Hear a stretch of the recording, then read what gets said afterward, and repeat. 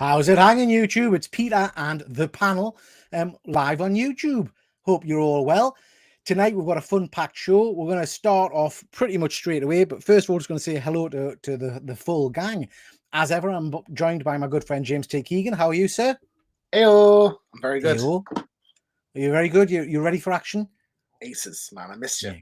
Yeah. Good. Yeah, it's at least 3 days since we've 5 days, is it? Since we've done a live show. Terrible. Yeah, we'll have to sort that. We'll book 3 or 4 in for tomorrow. And then next we've got again one of my other good friends, James. No, you're James T. King. Luke from Hydra Collectibles. How are you doing? What is up, comic book familiar? Very good. It's like he's in the room. I like that. Very good. Are you well, Luke? I'm very well, thank you. Looking forward to tonight. Good stuff. And just before we go on, Luke, smashing it with the content at the moment. You've done some superb videos lately, Spider-Verse related videos in particular. So they are really good. Very informative. I always find your videos very informative. So well done for those, bud. Thank you. Next, we've got Highland G. How are you, sir? You well? Fresh off your appearance on This Week in Metropolis? Yeah, doing good. Good stuff. Good. Is it hot up north? Because you're even further north than me. You're next to the wall, aren't you? I mean, it's relatively toasty here. I mean, actually, it's just really warm in this room just now anyway, because my neighbours just started playing some absolute disco outside, so I had to close the window. And I'm like, yeah, great time, man. Thanks. Yeah, good. Yeah, it sounds like a rave. Yeah. Well, we'll have our own rave here. I'm very, very pleased to say tonight that Rob, bless him, has joined us live from a convention. So thank you very much, Rob. I wasn't expecting you on tonight. Appreciate you coming by. Hola, señor. ¿Qué pasa? Para información en español, marque uno. Para inglés, marque dos. Is that because you've moved from where you usually are and you're now in some kind of other language? Oh, no, I'm nowhere. I am actually nowhere. Normally, I'm in California, so Spanish would make sense. But I'm in North Carolina, which is 3 time zones away. It would be very similar to you guys hopping on a plane and going to the Bucharest. Oh, right. Okay. It's a bit of a jaunt. Yeah, it's just. I didn't ask you, so I feel I'm missing out. How are you today? I am ducky, sir. Good stuff. You need that on a t-shirt. Next, we've got the main Mowl himself, who must be absolutely sweating his bits off in that fur, shall we say. How are you, Dr. Von Hoot? Yeah, not bad, mate. A little bit toasty, but I've got a fan. I'll be all right. If I start melting, then don't be surprised. When you say you've got a fan, is that Badger just kind of wafting? Yeah, she's just off to the side, waving. We call them subscribers. Yeah. Good stuff. Always a pleasure to see you, mate. We may be joined by Phil from Phil's Nerdyverse in a little bit, so looking forward to that. Quickly jumping into the comments to see who we've got. We've got good old StreamYard. Thank you for joining StreamYard. We've got good old Fuzzy. How's it hanging? You? Yeah, that sounds familiar, Fuzzy. Always a pleasure to see you, Fuzzy. Thank you for joining, bud. I've got my mate Dave, original Big Dave. Enjoy tonight, lads. Can't watch live. Plan on catching up if I can't dip in and out. Good stuff, Dave. And Dave, I don't remember if sorry, this is very, very personal stuff. Don't remember if I replied to you, but yes, I'm up for a catch up on Monday if you're about. We've got the Green Machine. Hello, Rob. Dr. Von Hoot. Thank you very much for joining. We've got Andy from Perpetual Comics. Evening, gents. What a handsome panel. Absolutely, Andy. Not as handsome as the panel we had last night, where it was just you and myself, my friend. That was good fun. I enjoyed talking comics with you. And we've got good old Deadman. Always a pleasure, Deadman. Deadman's had a nice experience today. I hope you don't mind to share, and I'll not go into detail, but he bought something off eBay, and it was from a seller that I'm aware of that's got a bit of just someone I'm aware of. And it was quite delayed in getting to him. So the guy sent him a jigsaw. I think he said a 2,000-piece jigsaw of Thunderbird 2 from the old Thunderbirds show, which actually has a bit of a link to Deadman's kind of past. So he was quite touched by that. It just kind of made us think how nice some sellers can be instead of being horses on eBay. You know, this guy was quite pleasant, I think. So that's nice. Okay, guys, let's crack on because we've got tons to get through tonight. And you know I don't like to keep you past the 4-hour mark. So we'll move on. Just quickly before we get into kind of the nuts and bolts of it, touch on a few shows that we've done recently that people might want to go and check out. Myself and James T did a review of Transformers last week. I think it's a solid film. I enjoyed it. I know James did too. Ron Hoot, you're a big Transformers fan. You were less impressed, but still overall a decent movie. Is that fair? Yeah. I'm quite interested to see it again. I have issues with it. It's not perfect, but it was fun enough. Yeah. It gets the okay worth a watch rather than the other Bay movies, which Yeah, absolutely. And James, you were a bit of a fan of it, weren't you? I quite liked it. Yeah, I enjoy it. I know I'm not really a Transformers kind of guy, but I think it's a fun ride. Yeah, I thought it was good. I went in expecting very little, but actually enjoyed it quite a bit. I've put out a video about this. This is the Flash. It's filled with spoilers, so please do feel free to go and check that out. We're going to touch on this in a little bit. Mixed thoughts on this. Rob, you saw it at a private screen, and so I'll be interested later on to hear your thoughts on it. It feels to me like a movie that is polarizing views. Some people think it's fantastic, whereas others are a little bit let down by it. So it'll be interesting to see what everyone's views are later on. I've popped that review out, so please, like I say, go and check that out if you want to know a little bit about some of the spoilers and the cameos and all that kind of jazz. Did this week's comics yesterday with Andy from Perpetual Comics. Just a quick canter through all of the reads we've had this week. It was great fun. We'll be doing that probably weekly going forward because I enjoyed it. So go check that one out. I also did this. This is a toy show. Guess what I've bought? Now, this is interesting. Did this last night because I've bought those 4 figures on screen. Like you can see, they're 1/6 scale action figures. So spent a little bit of money. Came downstairs this morning to find my wife kind of crossing her arms. My son had spotted this thumbnail and had dobbed us in. So he'd told my wife how much I'd been spending and to go and check the credit card receipts and all that kind of stuff. Little shit. Couldn't believe it. So just to get him back, Thomas, if you're watching, you didn't think this was going anywhere, but there it is. It's now live on the internet for all to see. So how dare Pure you? evil, Peter. I love it. I love it. Good work, Pete. Well done. Have you not taught this child that people can be removed from your inheritance and such? Absolutely, Right? Absolutely, Rob. Yeah, absolutely. Yeah. He's not getting them figures anyway. No, that's for damn sure. he's not. No. You're right. Monday night, we've got this. This is myself, James, and Efren talking top 3 comedy movies and worst comedy movies. So that'll be a good laugh, no doubt. Okay, let's crack on with the show, guys. Lots to get through tonight. Before we get into the kind of the nuts and bolts, I did just want to touch on this. We've obviously lost a legend over the last week or so, John Romita Sr., who is an absolute icon of the industry. Luke very kindly offered to do a few slides for. So, Luke, do you just want to talk through these a little bit, mate? Yeah, so, as a Spider-Man fan and a Spider-Man collector, I was really upset to hear of the passing of John Romita Sr. At the time of, the pandemic and everything, I was very concerned about the older generations within the comic industry.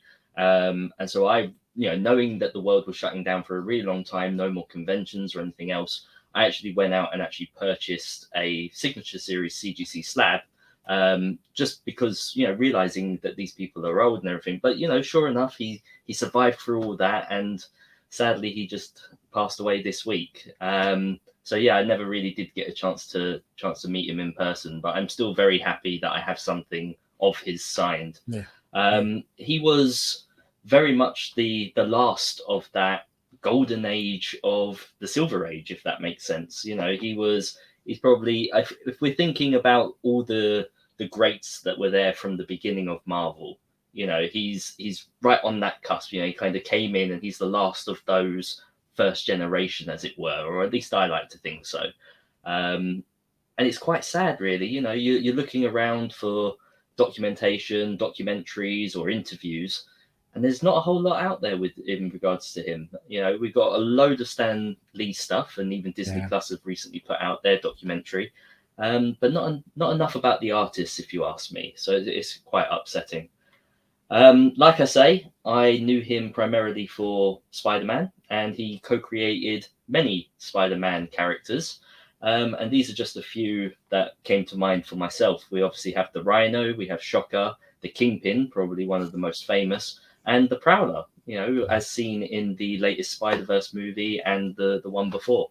But yeah, I wanted to ask you guys what you thought about Romita's artwork, and if there were any particular characters that come to mind when you think of him. Has anybody met him? I'm thinking, Rob, have you've done a few conventions in the States? No, I never. Seniors was never around at any of the cons anymore. He wasn't making those rounds, which is unfortunate because, look, I'm a huge Spider-Man fan, and I've said it once. All due respect to Ditko, John Romita Sr. is the GOAT of Spider-Man. When you think of Spider-Man, chances are you think of John Romita Sr. And he was just phenomenal in everything that he did on that run, that for his initial run with ASM, the books he turned out, the covers, that so many covers that are keys in that early run only because it's a cover from ASM 55 with the, the Doc Ock close-up face with the goggles that oddly enough his son just homaged the most recent issue of ASM. And then I loved the covers where the Medusa cover and the Mountain Man Marco cover where it's just somebody beating on Peter. But I mean, those were just all so beautiful. Such great artwork that the man did. It's unfortunate to lose him. The time was going to do it, and obviously for that reason, Junior didn't come to. He bowed out of the con. He was scheduled to be here, but obviously, and there's later on tonight. There's actually a tribute that's being done. They have a lot of artists that are here that have worked with Senior. That are going to do a kind of like a memorial type thing for him here at the con. That's good, isn't it? That's good. And I think it's the unfortunate truth that for people of my age, certainly, a lot of these kind of icons from the youth, your Stan Lees and people like that, are of the age now where we are starting to lose them. And you guys know that I picked up a Shatner book recently for exactly that reason. That I'm thinking time's unfortunately starting to run out for some of these icons, and I'm not really sure who takes the place, who is as big or as popular or as talented as Senior. I don't know. I think there is. I wouldn't not as a comparison, but obviously with the next kind of generation, surely it would be people like Jim Shooter and stuff like that, kind of still tagging on the end of those hills. They're the people that I'm very eager to meet now. I want to meet them while they're still around, that where they can share stories of working with those people. I think otherwise that's the bit that you lose. Anyone that doesn't remember what it was like to be with them, they're the people that I want to talk to. What about the rest of you? Any of you got any favorite Senior memorabilia or covers or anything like that? I don't have anything off the top of my head that stands out really. And maybe the second Prowler, I've got that, and it's an awesome cover. And the first Prowler is one of my favorite ASM covers. I love it. It's the purple, I think. I always dig it. That entire run that he did, you can just look at every cover and be like, that's awesome, that's awesome, that's awesome. And it's not just awesome, but it's like really super iconic now. Like they're the images when you think of Spider-Man, you think of those images. Yeah, absolutely stunning, and a great loss, as we've said. So our thoughts and prayers go out to the family, obviously. But a massive loss and a very, very talented individual. Thank you very much for that, Luke. That was great. Just going to quickly jump into the chat before we move on. Excuse me. Werewolf by Lunchtime, he's got an ASM 50. I haven't got an ASM 50, I think that's on my list. That cover's just iconic. That's my favorite of his covers. Yeah, it's just one of the most iconic pieces of Spider-Man imagery. I know it's so iconic, but for some reason I can't stand that cover. It's just so boring. It's so boring to me. Have you got one, Rob? Because if you don't like it, just send it. I'll have it. I have every. As first volume 1, with the exception of for the first 100 issues, except for issues 2 and 3, I have. So, but very cool. Well, seeing that his copy's signed by JR Senior, and I was just Oh, thinking, nice. have I got anything signed? I've just realised, because I'm very old, brain stops. I've got the I just recently got it slabbed. I got the first appearance of Captain Marvel signed by Junior and Senior. Nice. Yeah, so it's a really nice one. We've got sorry, my comments are jumping. We've got Austin here. Hey, you cheeky Brits. Nice to see you, Austin Bud. We've got an American on the panel as well, Austin, mate. So we like to keep it international. Phil is saying he's still out. We'll catch up soon. No problem at all, Phil. Have a great night, bud. We've got Werewolf saying my wall ever since. yeah, lovely to have on display, bud. We've got Mike. Good evening from Venice in Italy. Thank you very much, Mike. Really do appreciate that.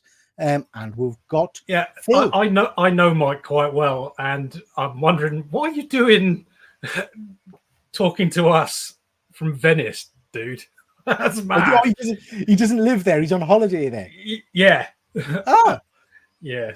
I mean, if you're in Venice, what are you going to do? Do you know what I mean? You might. There's nothing like watching this show poolside with the sun exactly. Poolside, yeah. I once went live going around the Lazy River in Florida. That was fun. I jumped onto Jason Parker's channel. Haven't done anything with Jason for ages. We've got Andy, and when I was pulling slides for KC, didn't realize how ignorant I was of some of his work. Yeah, I'm the same. I have to be honest, Andy. I'm the same, mate. But a titan of the industry. Just received a beautiful Romita cover featuring Quicksilver from myself. Yep, beautiful cover, and keep it forever now. Yeah, it's a really nice cover, that one, Fuzzy. I knew you'd like that one, bud. It's not the cover, it's the last page print. Right, got you, bud. Got you. Pad Bear, nice to see you, Pad Bear. I hate that cover as well. 51 is such a better cover. An intro to the Kingpin. Yeah, very cool. Mike, just taking in some culture. I presume you mean watching this show. Yeah, he definitely means that. Yeah, and also, I'd like to say happy birthday to him because it was just his birthday a couple of days ago. That would have been even better if he was in Venice on holiday and it was his birthday and he was choosing to spend it with us. That would be tremendous. Right, guys, so let's quickly canter through some of the news. I couldn't remember whether we'd seen this or not. The first look at Aaron Taylor Johnson as Craven. Had we seen that image of him in his Craven costume? This is the first picture that we've actually seen of what he looks like officially. Crap in it. I mean, that's not his finished costume though. This is like a training sequence or something. That can't be it, because if that is it, I'm out. I think it's gonna have some fur and some the lion's eyes, some kind of embossing on it or something like that. Yeah, I mean, because it does. Yeah, it does now for us. It certainly doesn't. Just a guy in a vest, isn't it? It's a bit lacking. Yeah, absolutely. Now I know it might be, but it shouldn't be problematic to have the lion's face on the top and stuff, because not like it's a skinned lion. I don't think, is it? In the comics, it's supposed to be, but in the movie, I say it should be a design. Yeah. It's like proper. It's a skinned lion. It's like face, it's not blown us away. I think we've talked before, guys. I'm not sure if this movie's exciting us at the moment, with it being a Sony movie and whatnot. But yeah, we'll see. It should be. Anybody particularly excited for this, or are you all a bit just wait and see? I didn't mind the concept. I thought it was an interesting idea, but as they're looking at that costume, it just doesn't really make sense for Kraven. I mean, I don't know what's PC and what's not PC, but like Kraven's not a PC character. He kills his enemy and he wears their skin. That's what he does. Yeah. You know, like, so to not have him wearing a pelt of some kind feels weird. I'm completely with you. ING, completely with you. Luke, you're a big Spider-Man fan. Is this exciting you? So I don't think we know enough about this to be actually excited, but I do believe that the best Kraven story that we've ever had was from that 94 cartoon series, where you could see that he was a good man to begin with and everything that happened. And if this movie wants to follow something similar to that, then I'm all in. And even if he doesn't end up with the original costume that we all know and love until the end, then it's still going to make a good origin story. It's still going to be a good tale to tell. I've said this before, you know, Sony have made one bad movie, in my opinion, maybe two if you count Venom 2, because I didn't really like that. Luke, I felt like that was very rushed. Wrong. That's just not true, okay? We're off. I'm Don't sorry. start, you two. I'll put you on timeout. Again, I said opinion. Right? So it's all right. You get to say whatever you want if you say opinion beforehand. In my opinion, They have made a terrible movie in Morbius, which I feel like there was a good movie in there. I feel like there was a good movie somewhere, and through changes and through them trying to want to fit it with the MCU and everything else, I think they completely balls that up. But they do have. didn't mind Morbius. Yeah, it was bad. That whole vulture thing at the end was particularly awful. That was. And then Venom 2. I feel like that was a wasted opportunity. If you've got Woody Harrelson of Natural Born Killers fame playing Cletus Cassidy, that was a shocking thing. But I think the actual Spider-Man movies that they've done, I think they're all amazing. Pun intended. Again, maybe it's because I just like the character, and it's the character that I'm following. I don't really care which actor is playing him or anything. I do hand on heart believe or if the films that we've are good never had. Well, I don't believe that we've had a terrible Spider-Man movie. You can like some more than others. Spider-Man 3 might always be at the bottom of someone's list, but it's still on the list. It's still a Spider-Man movie, and it has good parts in it. Yeah. Okay, guys, jumping back into the chat just before we move on to this Harrison Ford quote. Where do I get to? What do you think older writers and artists think of current Spider-Man titles? If they read them, Andy, I'll be very surprised if they didn't think they were utter shit, because they're just getting worse and worse. I mean, we spoke yesterday. Rob, I don't know if you're up to speed with Amazing Spider-Man, but we spoke yesterday about the current issue, which has got Doc Ock in it. It's dreadful. I mean, awful. I disagree, but I don't think it was great. But I don't think it's great either. Yeah. I think it's a transition issue. We're getting out of the crap story we were in. We're transitioning into a new story, and I'm kind of curious to see what's going on with these arms. But maybe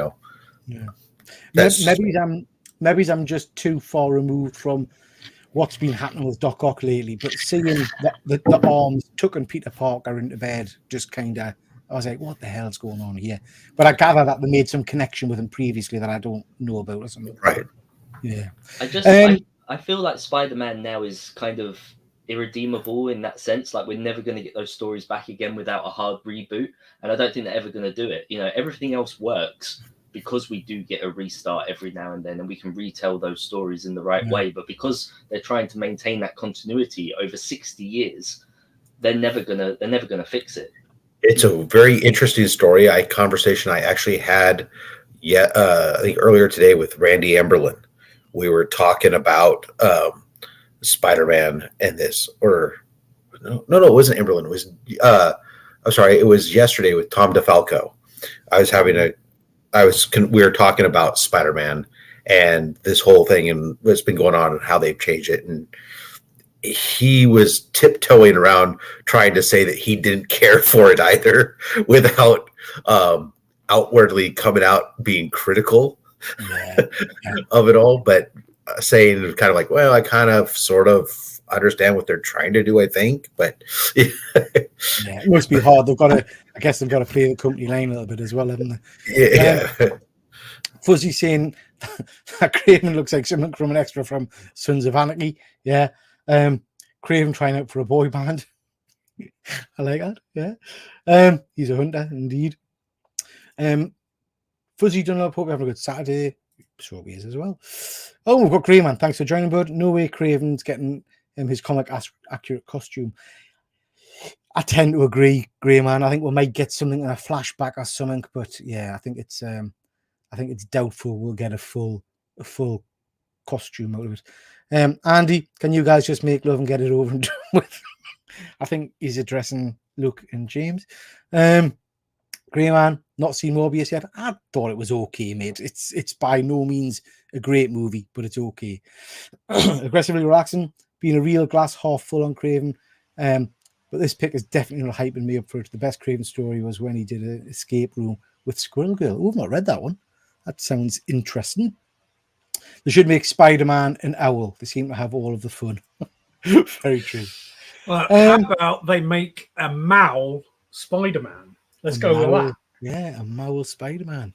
Nice to see you, Sean.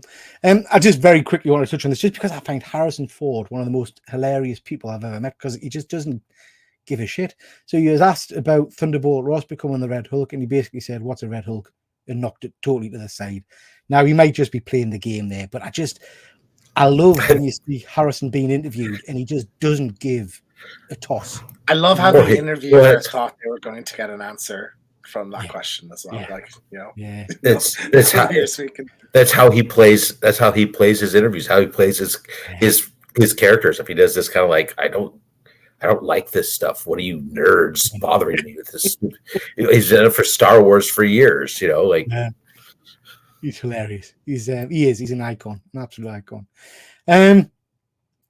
Right, we're going to get to talk about Flash in a little bit. The Flash visual effects look weird on purpose, says the director. What do we think about that? Yes, I thought that in the movie. I think it's like a stylistic decision. A budgetary decision. Yeah, at least it makes it, I think, because some of the things people are referring to, people came in and filmed things and they CG over it, I think, so that there's a consistency between the real people and the people that are. There is no way in hell it's any more a artistic decision than, well, this is how much it costs to make it look better. Nah, why bother? Like, it all looks the same. You've got me there. I agree. But otherwise, it's all to do with money. I don't believe it doesn't even look like good television CGI. It is like it's mediocre video game. Yeah, the Flash TV series has better CG than some of those scenes. I mean, that might be a push, mate. I don't know, like that was pretty bad. Like King Shark in the first, that was good. Beginning of second season. It looks pretty awesome. Yeah, you're right. Do we think that this was done on purpose because of all the Ezra Miller stuff? Like, was it? They said the film had been recorded, but had all the effects work been put in? Maybe they were trying to cut their losses and backtrack on spending more money on something that they thought people weren't going to go see and boycott. I think certainly what we've heard, rumblings and things, that is that the DC execs weren't expecting this film to get the praise that it got.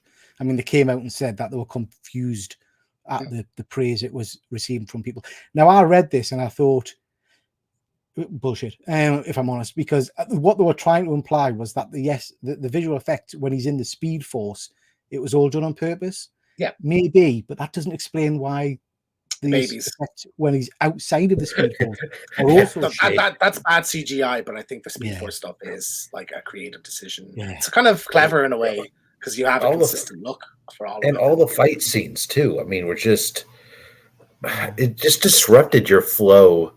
It took you away from what was going on because you got fixated on this stylistic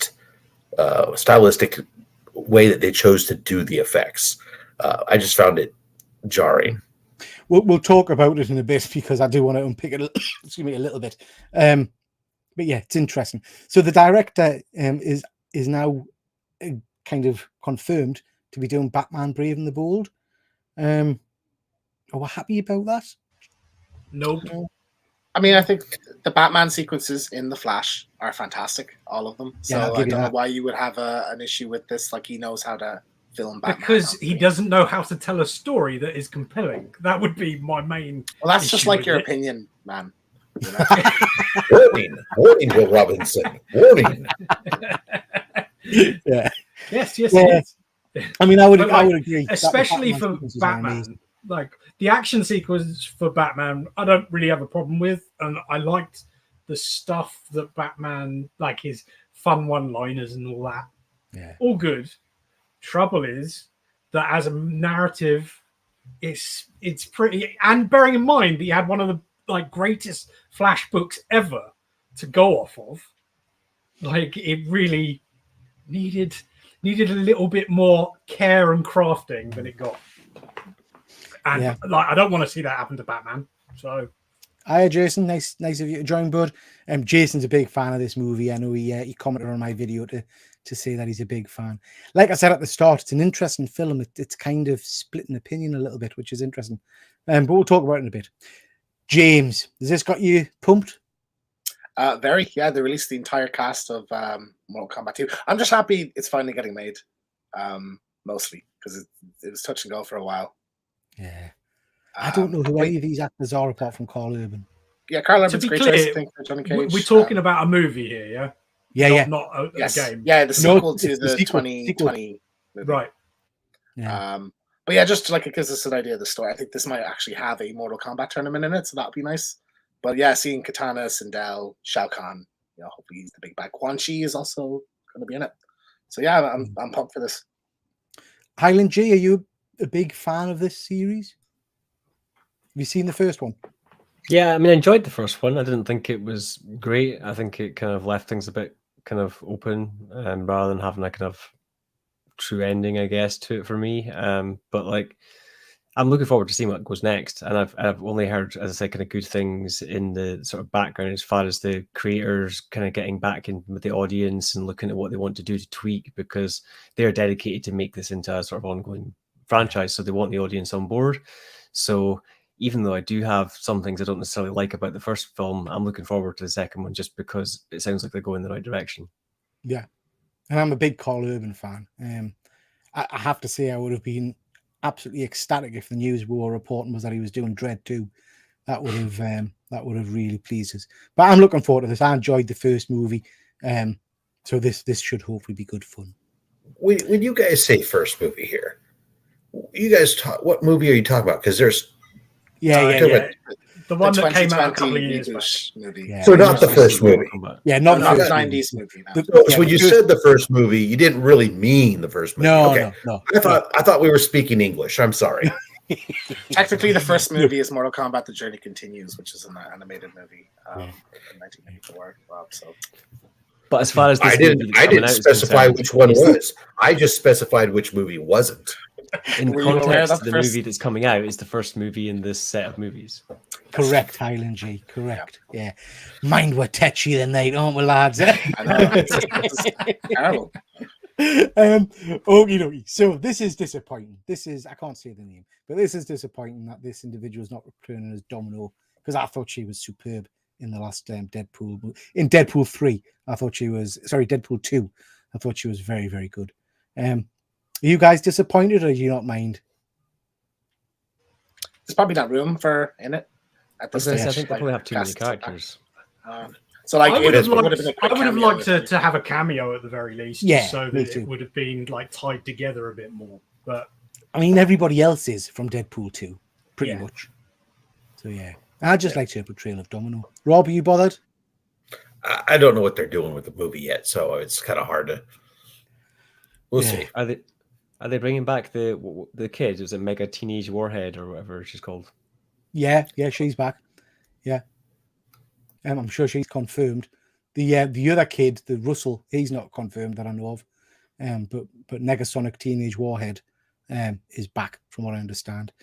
Wednesday season 2 teased. More horror, way less romance. Very pleased about that. I loved the first season of this. I wasn't expecting to. And it was bizarre, I thought, because it was at times it was very Sabrina the Teenage Witch kind of overly teenage, and then all of a sudden you'd have some kind of creature ripping people to shreds, and it was very horrific.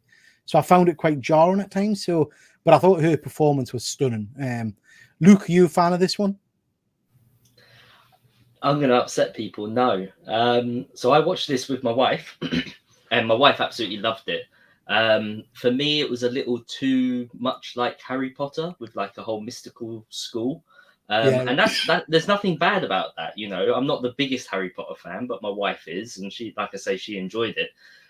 No, for me, the reason why I wasn't a fan of this is because the Addams Family to me was always the quirky and the weird ones. In this scenario, in this show, the school and everyone around her were the weirdos, and she was the most normal. I mean, she had the visions and whatnot, that's fine, but it didn't feel like the Addams Family. So I'm not saying it wasn't a good show. I'm not saying I wasn't entertained. It just wasn't the Addams Family. It wasn't Wednesday Addams. I think that's a fair comment, Luke. I mean, I enjoyed the show, but I think you're right. Making everybody weird and quirky did detract a little bit from their uniqueness, I suppose, I would say. Well, it wasn't supposed to be the Addams Family. Yeah. It was the whole, from the get-go, was that it was supposed to be focused not on the family, but on Wednesday going away to a boarding school of other weirdos. That was the whole pitch and the premise of the thing. Yeah. It was meant to be sort of more Harry Potter-esque. Yeah. And like I say, I thought it was good. I enjoyed it. I am looking forward to season 2, and more horror to me appeals. James, I can't remember. Did you watch this one as well?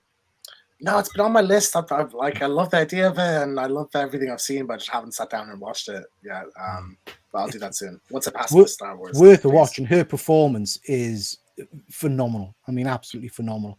I like that dance she does. They see on TikTok. Yeah. I mean, that kind of went wild, didn't it? Yeah. But our performance overall is superb. Jason saying we want Lurch. Yeah, more Lurch in it. Andy's agreeing with you, Rob. Yeah, good stuff. Von Hoot, were you a fan of this one? I only watched it because Badger wanted to watch it. I didn't have any interest whatsoever. In fact, I thought I was probably going to watch it and look at my phone all the way through it. But I ended up loving it. Like, I really thought it was good. And I think it's just how much I was shocked by how much I liked it. Yeah. So yeah, more of it, please. Yeah, it's going. Yeah, this is I can't remember how this was released. Was this an all-in-one kind of? Yeah, drop? It was all in one day in Netflix. Because I remember me and my wife watched it over a couple of days, I think, because it was one of those shows that, you watch a couple of episodes, then you need to keep watching, and we didn't watch anything in between. So yeah, it's a good show. Hi Jack, thanks for joining, bud. So yeah, enjoyed that one a lot. Yeah, Boys, we've got coming out soon. There's been a teaser of that. Really looking forward to that. One of my favorite series is, we'll probably do some in-depth reviews of that on the channel. Do we have a date for that yet? No, I don't think so. There was a teaser video came out. Was it last week? Which was Homelander talking to himself in the mirror, which was, I thought, brilliant. It's not until next year though, because Gen V. Yeah, Gen Z coming out first. Yeah, so and the trailer for that next one as well. Yeah. Excited for that. Are you guys Boys fans? Highland J, are you a Boys fan? I've never actually watched it. I keep meaning to. I never read the comic, so I always wanted to read the comic before watching the show. I've read the comic as well. It is similar in some areas, but it does stray quite a bit. But I think Anthony Starr's performance is just sublime. Rob, you're a fan of The Boys. I enjoyed the first season. That's all I watched. Okay. I haven't seen the others. I just like to leave it hanging there for a second. Like, what? You didn't like the rest? No, I just watched the first season and then never have gotten around to watching the others. I would say season 3 is some of the best TV. Well, I think we're spoiled rotten. At the time, we had season 3, and we also had whatever the latest season of Stranger Things was out at the same time, and it was just a time of having phenomenal shows on TV that were knocking it out of the park, I think. I do just want to say, like, The Boys has the best marketing I've ever seen for a show as well. The fact that it's like in-universe, like, ads and stuff. If you ever go to like the YouTube comments, it's people like pretending that they're people in the universe of the show and like commenting, I used to watch Homelander when I was a kid and all this. It's amazing. One of my favorite things they did, and not kind of spoilers, but there's in season 3 there's another superhero team, and one of the ladies does a commercial to save chimpanzees or something, and then when you go onto the onto YouTube and have a look at the Vote website, which is the Boys website, they've got like the full music video that's released as part of it, and it's just phenomenal. Same with Soulja Boy singing Blondie Rapture. That's, you can watch the whole thing. It's like 10 seconds in the show and you can watch the whole video on YouTube. So, Speaking of Soulja Boy, I see that Jason Ackles, is that the right name? Jensen Ackles. Jensen Ackles is come out as one of the leaders for taking on the role of Batman. I don't know if my heart can take that here, to be honest. Like, that'd be lots of. I mean, he is very, very cool. So yeah, I'd like that. Just quickly jumping onto the chat, guys, before we move on. Then Luke, I'm going to ask you to talk a little bit about how you felt watching this little video, if you've seen it or not. Just see who we've got. Fuzzy hasn't watched season 3 yet. Must watch season 3, Fuzzy. I think it's far better than season 2. It's very, very cool. Well, by lunchtime, Homeland is a prop and villain. I'm always nervous. And I think that's the beauty of the performance. You literally don't know which way he's going to turn, because he could snap at any minute. I love it. I thought it was okay, but nowhere near as good, as great as people said. Is that season 2, Fuzzy, or you talk? Not sure what you're on about there, bud. Let's have a look. Jack, Soldier Boy is the best thing of season 3. You haven't seen? Yeah, he's very, very cool. Well, Homelander's like incredible, like just to watch. So they're on par with each other, I think. Yeah. Homelander is one of the greatest characters ever on television. He's wonderful. The portrayal is spot on as well. Yeah, I love it. Luke, so I know you're a huge Jurassic Park fan, and I know there's been an anniversary this week. I don't know if you saw this, which was the actress recreating a kind of an iconic scene, eating the Jello. So I saw a short of it. I don't know if it was only a short or if it was a longer video. It's just good fun, isn't it? Like, I love when the actors can still, have a sense of humor about it all and can still come back and do these sort of things. Sometimes you get these child actors that just don't want to be involved. I always liked that she's kind of never really left the fandom. She still comes to conventions and everything else. I haven't seen the actor who plays Tim anywhere up until this anniversary. Do you know what I mean? Now he's about, like, you see him on these videos and stuff. But yeah, he just kind of completely disappeared off radar, or maybe he didn't, and I just didn't recognize who he was. There is always that too. But yeah, I love Jurassic Park, especially that first movie. It's so good, and I would love to actually meet this actress. She did come over to the UK a couple of times, but unfortunately, I was never able to make the events. Right. I just like it when it feels like the actors or actresses have actually enjoyed the role and they're willing to come back and do little bits like this, good fun. James, a little one for you. I don't know if you spotted this. Apparently, Steven Spielberg sent a letter to the Last of Us creators praising the Bill and Frank episode. If you're getting a letter from Spielberg praising your show, you're doing something right, I think. That's amazing to hear. I'm delighted to hear that. I think it deserves, like it is, I said this at the time, I still feel this way, like one of the best episodes of television ever made. I think probably in the top 3 favorite episodes of anything. So 100% deserves every bit of praise, and it's nice to see it get that kind of recognition as well. Yeah, fantastic, incredible stuff. Highland G, not really spoke to you before. Have you watched The Last of Us? Nah, it's not really my thing. Nothing against it. I just never really got into it. It is a very cool series. I'm a big fan, but James is like an uber fan. But it is worth. My girlfriend watched it through, so I know like roughly, what it looked like and stuff because I walked past her watching it. But I just haven't sat down and watched any. Rob, I'd be intrigued if you could just watch this one episode for us. Then, if you don't have any interest in the rest of the season, because it's a self-contained episode. If you cut the first 5 minutes off of it, you could just watch it as a short movie. Like if you've got a spare hour, just watch that one episode and report back. That'd be really interesting. I think that's a really good idea. If you do have the time, G, over the next few weeks or whatever, just to watch the one episode. Just to see if it stands alone, or because it got a hell of a lot of praise for being a very powerful, emotive story. And you don't need to really know the backstory to it. So it would be interesting to see what you think of it. Rob, were you a big fan? Sorry, just as you're taking a drink, were you a big fan of The Last of Us? Did you watch it? Never watched a single episode. Wow. There you go. More homework for you as well. And if you could watch the episode, it is worth watching. It's a very good series. Again, just a little bit of rumours, really. Nicholas Hoult appears to be the only person consideration for the Lex Luthor role. I could see that. I think I do think, the guy who played him in Smallville deserves a big screen chance. I was going to say, and he's actually really good friends with James Gunn as well. James Gunn was on his podcast. The actor who plays Lex Luthor actually has a podcast called Inside of You. And this week I watched his interview with James Gunn, and it was phenomenal. But he's definitely the best Lex Luthor that I've seen in a very long time. Yeah, I would agree, Luke. And actually, that's a superb podcast series. It's worth checking out. You get some very good guest stars on that, so it's worth watching. I think that actually counts against him being really good mates with James Gunn, just because the amount of stick that James Gunn would get for putting him in that position. I mean, I think it's a good idea, but I just don't think he'd go for it. James Gunn is shameless. Like he'll do that. Not a bother. He doesn't give a Very fuck. true. He put him in Guardians Very too, true. so like he'll probably he puts his brother in everything. So yeah.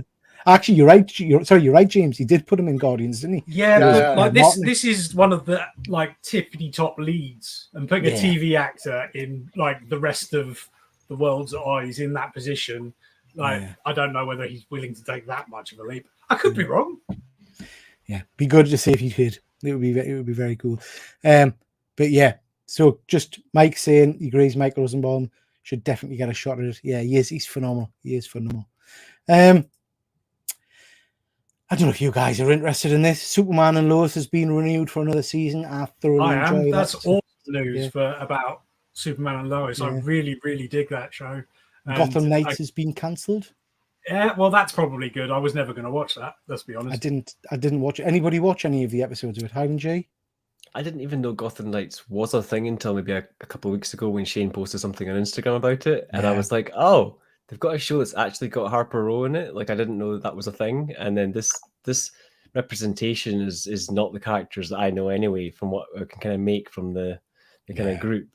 But it just seems like a really random mix of characters. It's not like it's like all the Robins or anything. It's just like 5 random Gotham people that know Batman. I mean, I have to be honest, it came absolutely out of left field. I don't remember seeing any build up towards it. And I don't know if it's just because I'm sick of my life watching some of these CW shows. I've got absolutely no interest in picking it up and watching it. And now that we know it's cancelled, even less interest. The two, there's a podcast I listen to, and there's 2 hosts, and each week one of them watches the newest episode.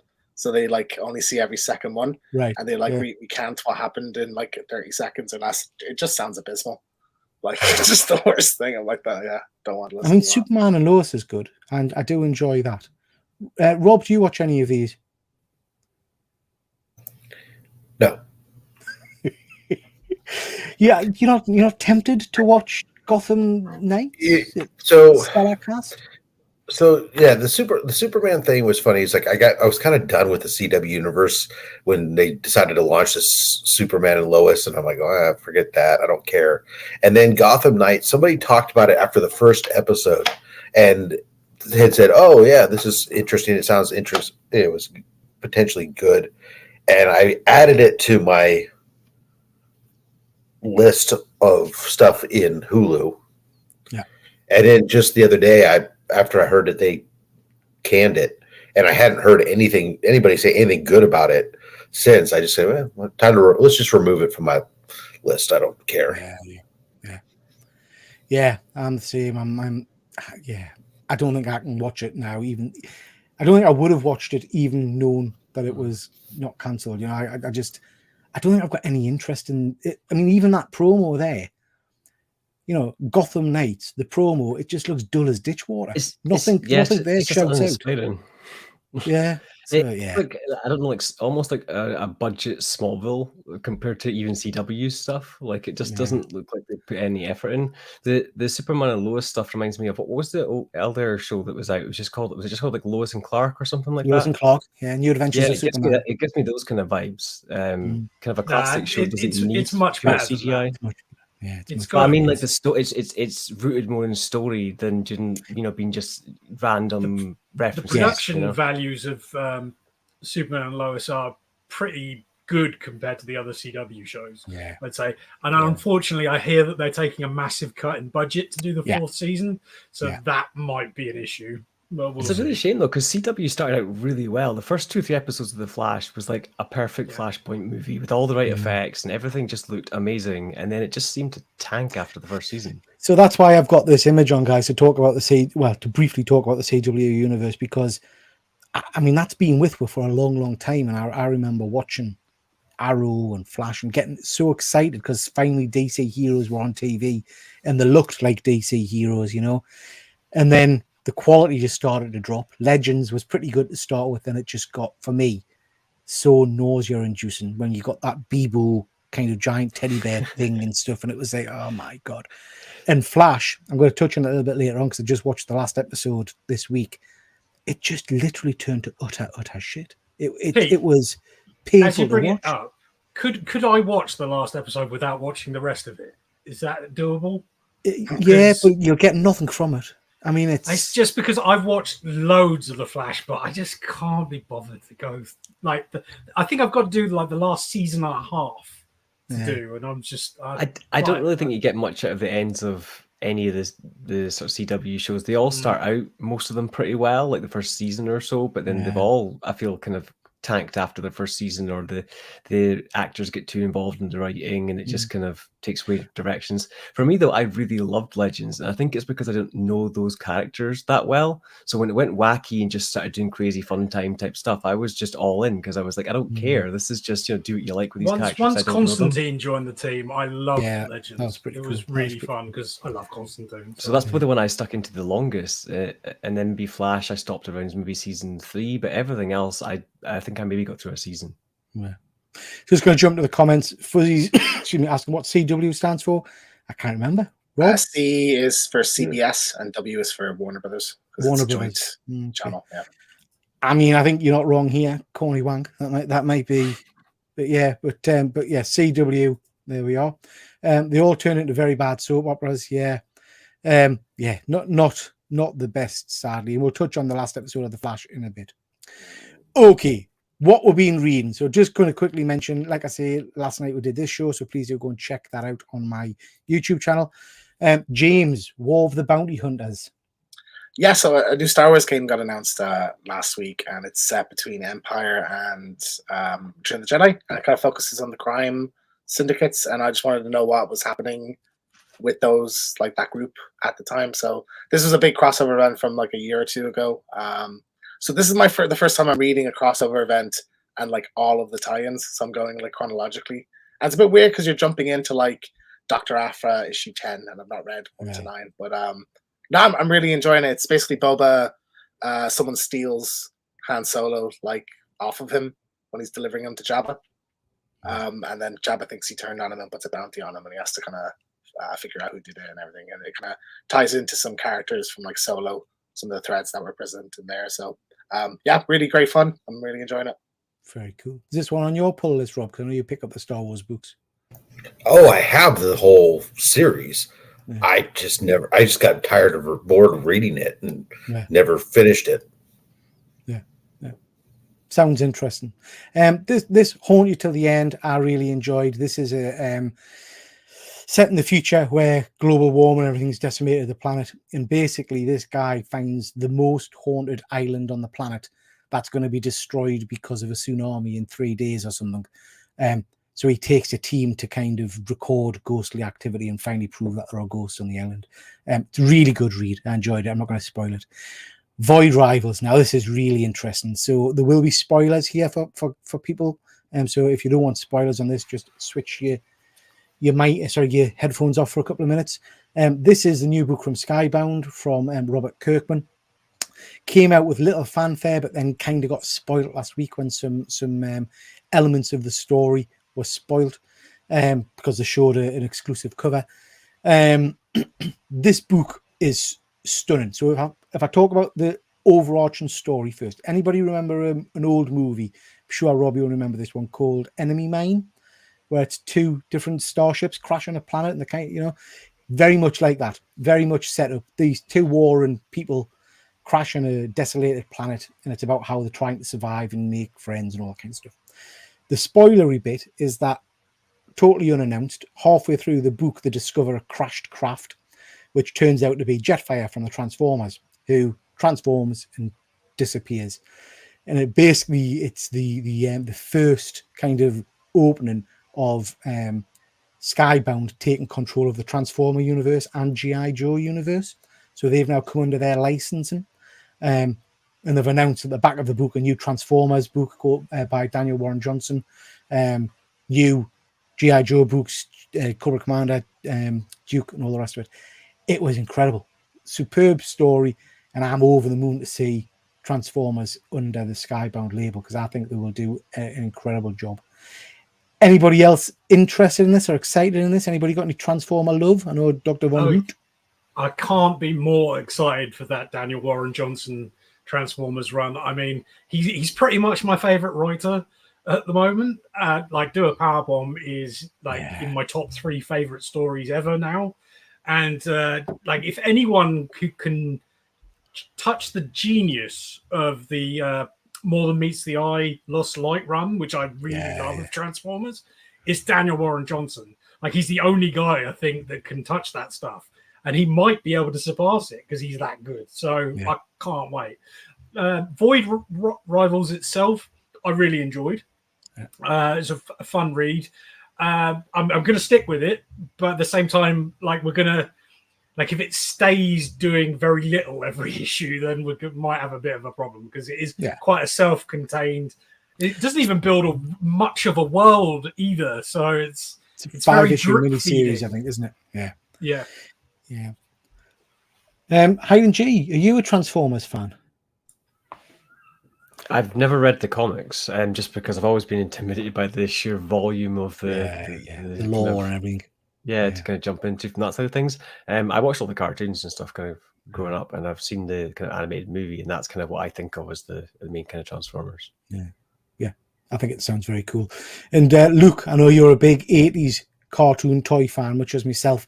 The thought of Transformers and G.I. Joe coming under this new licensing, does that excite you? Yeah, very much so. So I was pointed in the direction of this book by my friend Simon from Friday night at the movie store, video store. He actually said, "Oh my God, you got to read this, check it out." So he put me straight onto it. When it comes to Transformers, I wasn't really into the cartoons or the comics when I was a kid. That came a bit later, but I loved the toys, and obviously the toys is where it all began. But yeah, Transformers for me was toys. Like I remember having a Transformer toy from maybe the age of 4 or 5, and had plenty of them since. So for me, it's always been about the toys than anything. Yeah, some incredible figures. I mean, I'm a huge Transformer toy collector. I love the original figures, and I've got some of the hot toys, obviously. Rob, I don't think we've spoke to you before about. Are you a fan of like 80s cartoons, Transformers, G.I. Joe, that kind of stuff? Yeah, I was a kid in the 80s. Yeah. I mean, more Transformers than G.I. Joe. I mean, I watched G.I. Joe, but I didn't play with those figures. They didn't excite me as much. I was Star Wars, but Transformers, that was all cool. Robots, man. Yeah, big robots. So is this a book you might pick up, do you think, or is this a one probably not. I mean, it's interesting that they'll do that. I don't know. Maybe I'll pick up number 1 just to see where it goes. But I generally don't read Transformers. The only exception that was recently, I read the Last Bot Standing series. But I don't know. Yeah, I'm the same, to be fair. I haven't read the ongoing Transformers title for a long time. I read all the old UK versions. So I think I'll pick up issue 1 of this, and I'll probably, if it's good, like Dr. Von Hoot was saying, Daniel Warren Johnson, I've got a lot of faith in. He's an incredible writer. So yeah, sounds good. I'll look forward to watching that, reading that. Next book from Boom Studios. This is a little bit of an interesting one. This is Ghost Law. Last issue, basically, this gentleman and his family were involved in a car accident. His daughter and him survived. Now turns out he can see ghosts. And in this issue, basically, a ghost comes to see him and asks for kind of help getting to the afterlife. And it turns out the ghost's got a demon thing in it, and he has to fight the demon. It was a bit convoluted, I have to say. It didn't necessarily float me boat. I've given it 2 issues. I probably won't pick up the 3rd, if I'm honest. I read Flashpoint this week. I've read it previously, but I read it again for JP Venom's show, so he did a review on that. So please do go and check that out to hear myself and Luke and another and Comic Deal and Pete's views on that. It was an interesting read. I can't say personally it's improved with age. I remember enjoying it back when I first read it, but not so much this time. Let's just have a quick look. Andy's just saying, I would imagine as part of the Hasbro deal with Skybound, it's for issue 1. We introduce lots of new Transformers to make money on the new toys. Absolutely. Yeah. I agree with that, Mike. That's kind of what I was thinking, and the way that was kind of leaning into it. Secret Invasion. I've been reading that. I've read the mini series today, all 8 issues of it, in preparation for JP Venom's show this week, where we're going to be reviewing Secret Invasion in time for the new TV show. So again, check that out later on in the week. Have you managed to read it yet, Luke? Is this the one you're going to read? So it's one of the ones that I've read before, but I do need to reread it, because I think if we're going to do a show for someone, we should probably be more up to date with it and see if it actually sustains itself, see if it is still as good as it was back then. I seem to enjoy it back then, but I think it might be similar to the Flash situation with you. I'm not sure if it's going to hold up. We'll see. Yeah, well, I read it today, and it surprised us. Okay, anybody else have been reading anything they want to mention? No? Crack. We'll move on to what we've been picking up. I know Rob's got a few things to show. I'm just going to quickly mention a couple of things I've bought this week. I'll not show them off because I'll drop them, but I've picked up some action figures. So I've picked up a Mondo Merman. Looking forward to getting him in hand. He's not arrived yet, but he looks stunning. I've picked up a Empire Stripes Back Boba Fett. Extremely jealous of that. Yeah, I've had a little look at it today. It's a stunning figure, but it's got all kinds of weird, colourful add-ons. So they're like it's a prototype version. So I assume it's from concept art or something like that. But like it also matches the Kenner toy a bit, like the color scheme and stuff. So yeah. So you can switch out his helmet for a different design. His backpack, his jetpack, sorry, he's got different coloured design. And then on his gauntlets, you can switch it out for like a bright yellow gauntlet and things. But yeah, he's a really nice figure. And then I picked up this double pack Stormtroopers to go with my Vader. And they are stunning. They're expensive figures, but very, very sexy. I like them a lot. Okay, we'll start with James. Have you got anything you want to show off this week, mate? Well, I do, in fact. Yeah, I caught the Star Wars bug. And I've got my first Star Wars hot toy. So I got a... right. Anakin from Clone Wars, like a realistic version of him. The Clone Wars costume is my favorite look for this character, so like I would pick this over like the Revenge of the Sith version. But there's also the first like human head sculpt that I have. Like everything else is based off video games, so this is like an actual actor's likeness. So it's like, it's just looking at it, it's like stunning. So yeah, absolutely. That is very, very cool. Just as I mean, we'll probably talk about this on the toy show a little bit later on next week, James. But just to mention, for people who are looking at buying hot toys, they're not classed in the same way as comics are. So when we ship comics to the UK, they're classed as printed material, so they don't get charged customs fees. However, toys do. So I believe you got stung for customs, James. 62 euros, so it'll be £50 or something like that. So that was a bit of a bummer because I could have just ordered it to my sister and had her send it, and I probably would have skipped the customs fees. But it's just a good point to remind people that if you are buying stuff from overseas and they're going to ship it in, just be bracing yourself for a customs fee. Luke, both you and I have got Battle Cat arriving in July, and that was a very expensive figure, so I'm expecting at least £100 customs fees for that. Yeah, I'm hoping my wife is going to cover that. Well, she cover mine for us as well. She said at the time of purchasing that she would. Yeah. Okay. So, oops, my screen's jumping about. Who else has got something to show? Luke, have you got something? I do. So this came in the post today. I've been after it for a really long time. I've already shared it on my Instagram. Nice. Yeah. But it's the Bartling Last Ronin issue number 5, I think it is. Sorry, the lighting's not great in here. But yeah, I'm never going to be able to buy the issue 1 variant that he done with the Spirit of the Turtles. But when this one was announced, I know that you, Peter, actually ordered a copy, and I absolutely fell in love with it, but they had already sold out by that point. Splinter being my favorite character from the Turtles franchise, I had to have it. So I'm very, very pleased that I finally got a copy. Yeah, I never got my copy. I only paid £40 for it, and they sell for a lot more than that. Been watching them for a long time. Well, mine never turned up, and it was on because it was a pre-order, and then because it was a pre-order, eBay wouldn't touch it, so I lost the money as well. And the seller stopped communicating with us, so I was pretty pissed off about that. Now, Mr. Fat Stacks, you've been to a little convention, haven't you? Yes, I have. You picked up anything sexy? Yeah. I talked to Joe Stanton. Oh, nice. Look at that. Had a Look at nice. that. This was a pre-done sketch cover he had there, which was kind of cool.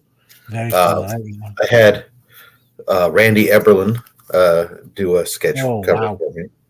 Yeah. I love the eyes on that. It looks stunning. And then I started walking around. And Friday basically was headhunting day. I went around and Cool. the newsstand variant of our first appearance of the new Teen Titans. Is that first appearance of Cyborg as well then? Yes. Yeah. And then this was a book. Actually, I've been looking for this book for a long time. Every time I find a copy, it's just tore up. This is like 1951, I think it is. Avon. It's got everything. It's got bubble helmets, ray guns, rocket ships, and robots. So, I mean, it's just, and it's just in beautiful condition. Colors on that are really vibrant. I love those books. Those old books are brilliant. Nice. Yeah. I'm a massive fan of the Jackal there. Yeah. Oh, Rob! Wow, pulling out some bangers here, Rob. And that, of course, is very. I quote: the first appearance "I'm not going to buy any big boy books." I'm pretty sure I heard that sentence come out of your mouth. This one was just a fun book. It was kind of cheap. Actually, I love that. I love that series. I think that's brilliant. This is great Kirby goodness. Very undervalued. It was a great pickup. Have they ever done much with that character? Is he still around much? He was in the animated stuff. Yeah, he did they had an animated short on one of the Blu-rays. It was excellent. 8.0 Falcon. Very nice. And oh wow. What's the date on that one, Rob? This is 1949. Jeez. Oof. Stunning. Absolutely That's stunning. Immense. She needs a bubble helmet to breathe, but she can wear a skirt and no shoes. Yeah, absolutely. It's sleeveless outfit. All right, now buckle up, boys, because it just gets. You think that we should have, with what I've already shown you, that would have been a good con. Yeah. Oh, lush. First Silver Age cap. Yeah. And this was a steal. It was, the guy had a 2.5, a 4, a 7, and an 8 on his wall. And I asked him how much this was, and he said $650, which is about $300 less than what it should be. And I said, "Oh, why? What's going on with that?" And he goes, "Well, it has brittle pages." And I was like, "You know what? It's saving. If it's saving me $300 because it's got brittle pages, it's in a slab and it's going up within the plastic case. It's got brittle pages. Yeah, right. And that would be good, but I wasn't done with that, guys. Oh, nice. Yeah. Very cool. This was a show of shows. Damn. Like that is. So forget Craven the Hunter. Fucking fat stack the hunter, baby. I was big game hunting. But of course, now we realize why you sat in your hotel room not going out. Because you need to protect those books, don't you? I don't have a ton of extra cash left laying around. There's only so much. Can't afford to eat now. Yeah. No, that's not the problem. I just don't have a ton of it. I mean, there were some other books too. I mean, I picked up some just fun stuff like some Space War, which some of these are done by Kirby. These are just fun Charleston books that I kind of, whenever I can, I pick up some of these Space War, space adventure books. Yeah. They're amazing. Yeah, they're just pure fun. Tell me they're cheap. Yeah, these run about $12 to $15 a piece. Oh, tremendous! Oh, I'm looking into that then. Yeah, they're great fun. And then this book, which a lot of you guys know, Nightclub. Deegan, of course, the cover artist for this book, is here, and he's doing a commission for me. And while I was at it, had picked up a copy of this, had him sign it for me. That's actually a really good series. I've been enjoying that one. Yeah. Yep, that's Stunning. it. That's all. it. Sorry. Yeah, that's it. Right. Yeah. So, Highland G, how do you follow that? You don't. Have you got anything you want to show me? I've got one book that I just had come in today. It's just a single issue. I've been trying to collect on my wall basically a sort of visual history of Nightwing. Yeah. So it's kind of like, you know, from Robin through sort of disco Nightwing outfit, and I've got like a George Perez kind of like cover of like the design of the outfit and various different kind of things. And this is one I've just been looking at for a little while. It's by Dan Mora, and it's Oh, I like that. Robin and Batgirl, and there's one that goes with it, which is the sort of current versions of the characters. So it's like Nightwing and the kind of modern Batgirl, and they're the opposite way around, where he's at the front and she's kind of behind. And I just really like the sort of classic yellow kind of cut. It kind of reminds me of the Grant Morrison covers when they were doing the sort of Batman and Son or Batman and Robin kind of run. Very nice. I like those a lot. I like those, Henry. I had a setup a while ago, a framed kind of setup of all the Nightwing issue ones, showing his different costumes throughout the years, which was quite nice. I quite like that. Almost like having a comic on your wall, just like a story. Yeah, absolutely, mate. Absolutely. Dr. Von Hoot, you got anything you want to show off?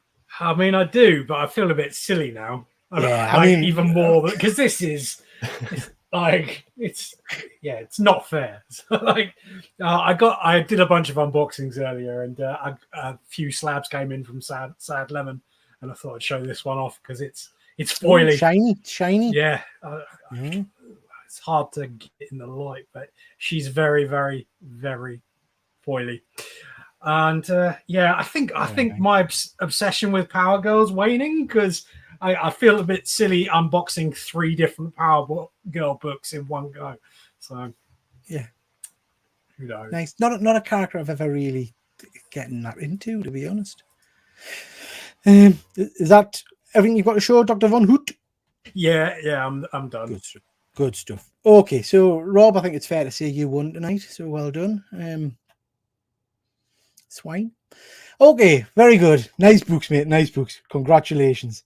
So what have we been watching, guys? Going to quickly just canter through some of these.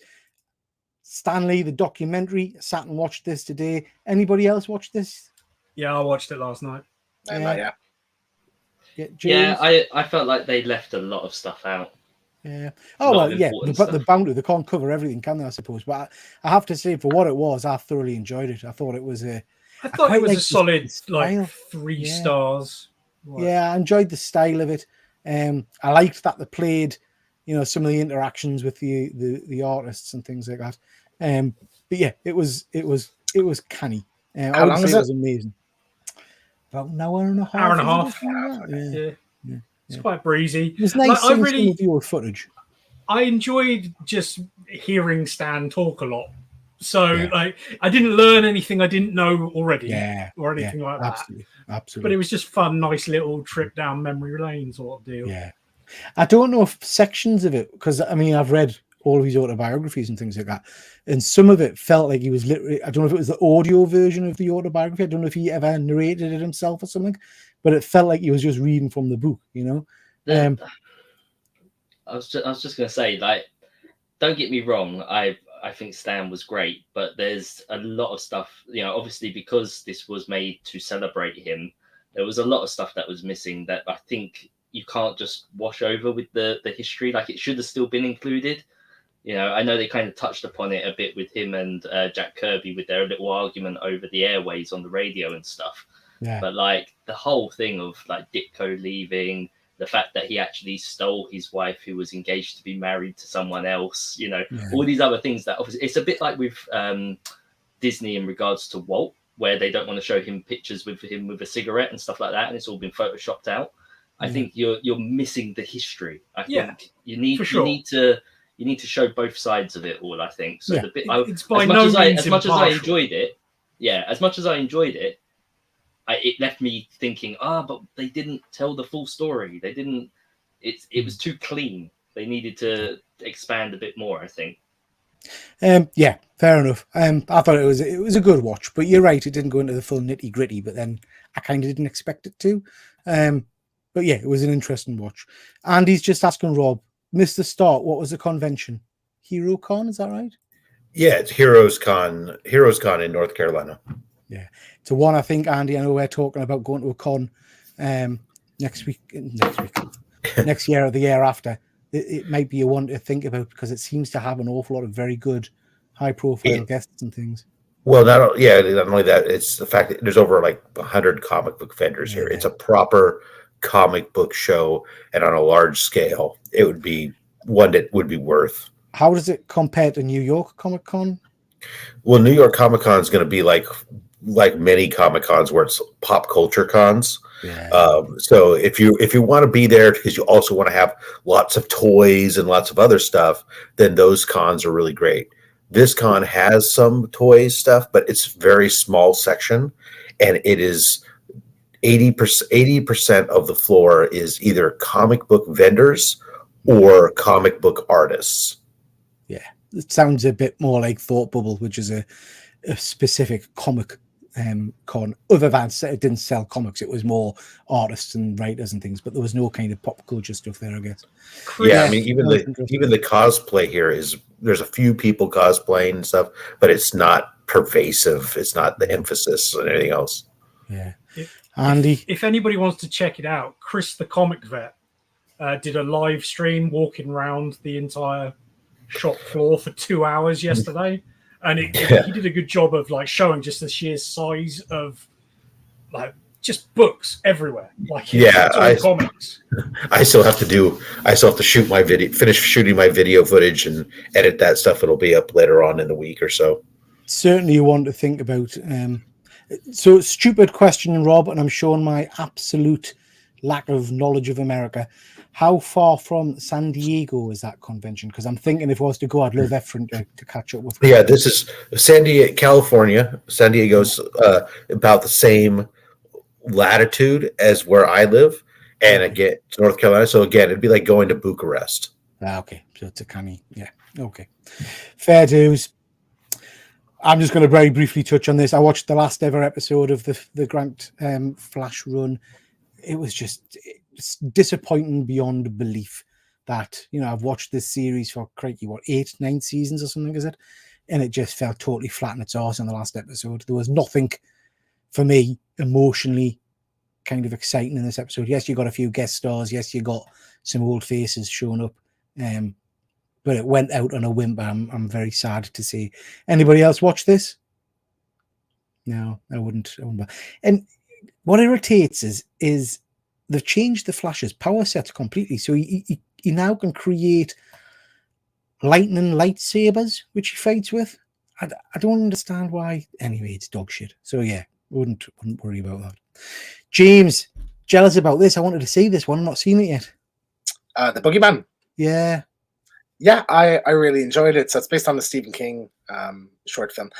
It's interesting that like the story I think is the weakest part of it. It's a bit generic, but it's really well directed. I think it has a really good sense of tension throughout it. Creature design's pretty cool, and the two main like actresses is kind of a 10-year-old girl and her older sister. Were both excellent, and I was like, I wonder if these have been in anything else. One of them is the biker chick from Boba Fett. And the other one, I know, but she's amazing in this. And the other one is young Leia from Obi-Wan. So they star in it. But yeah, it's a good tense. Oh, young Leia from Obi-Wan. Yeah, Vivian Lyra Blair, I think. So she would be able to evade the Boogeyman with all those parkour skills she's got. I know, right? Yeah, she's very good at, I'm trying to think. There is actually like a chase sequence, funny enough. So I didn't jump on my head at the time. But yeah, no. If you're a horror fan, want to go see something in the cinema, I definitely recommend this one. Yeah, I liked the trailer for this. It looks very cool. Clone Wars final season.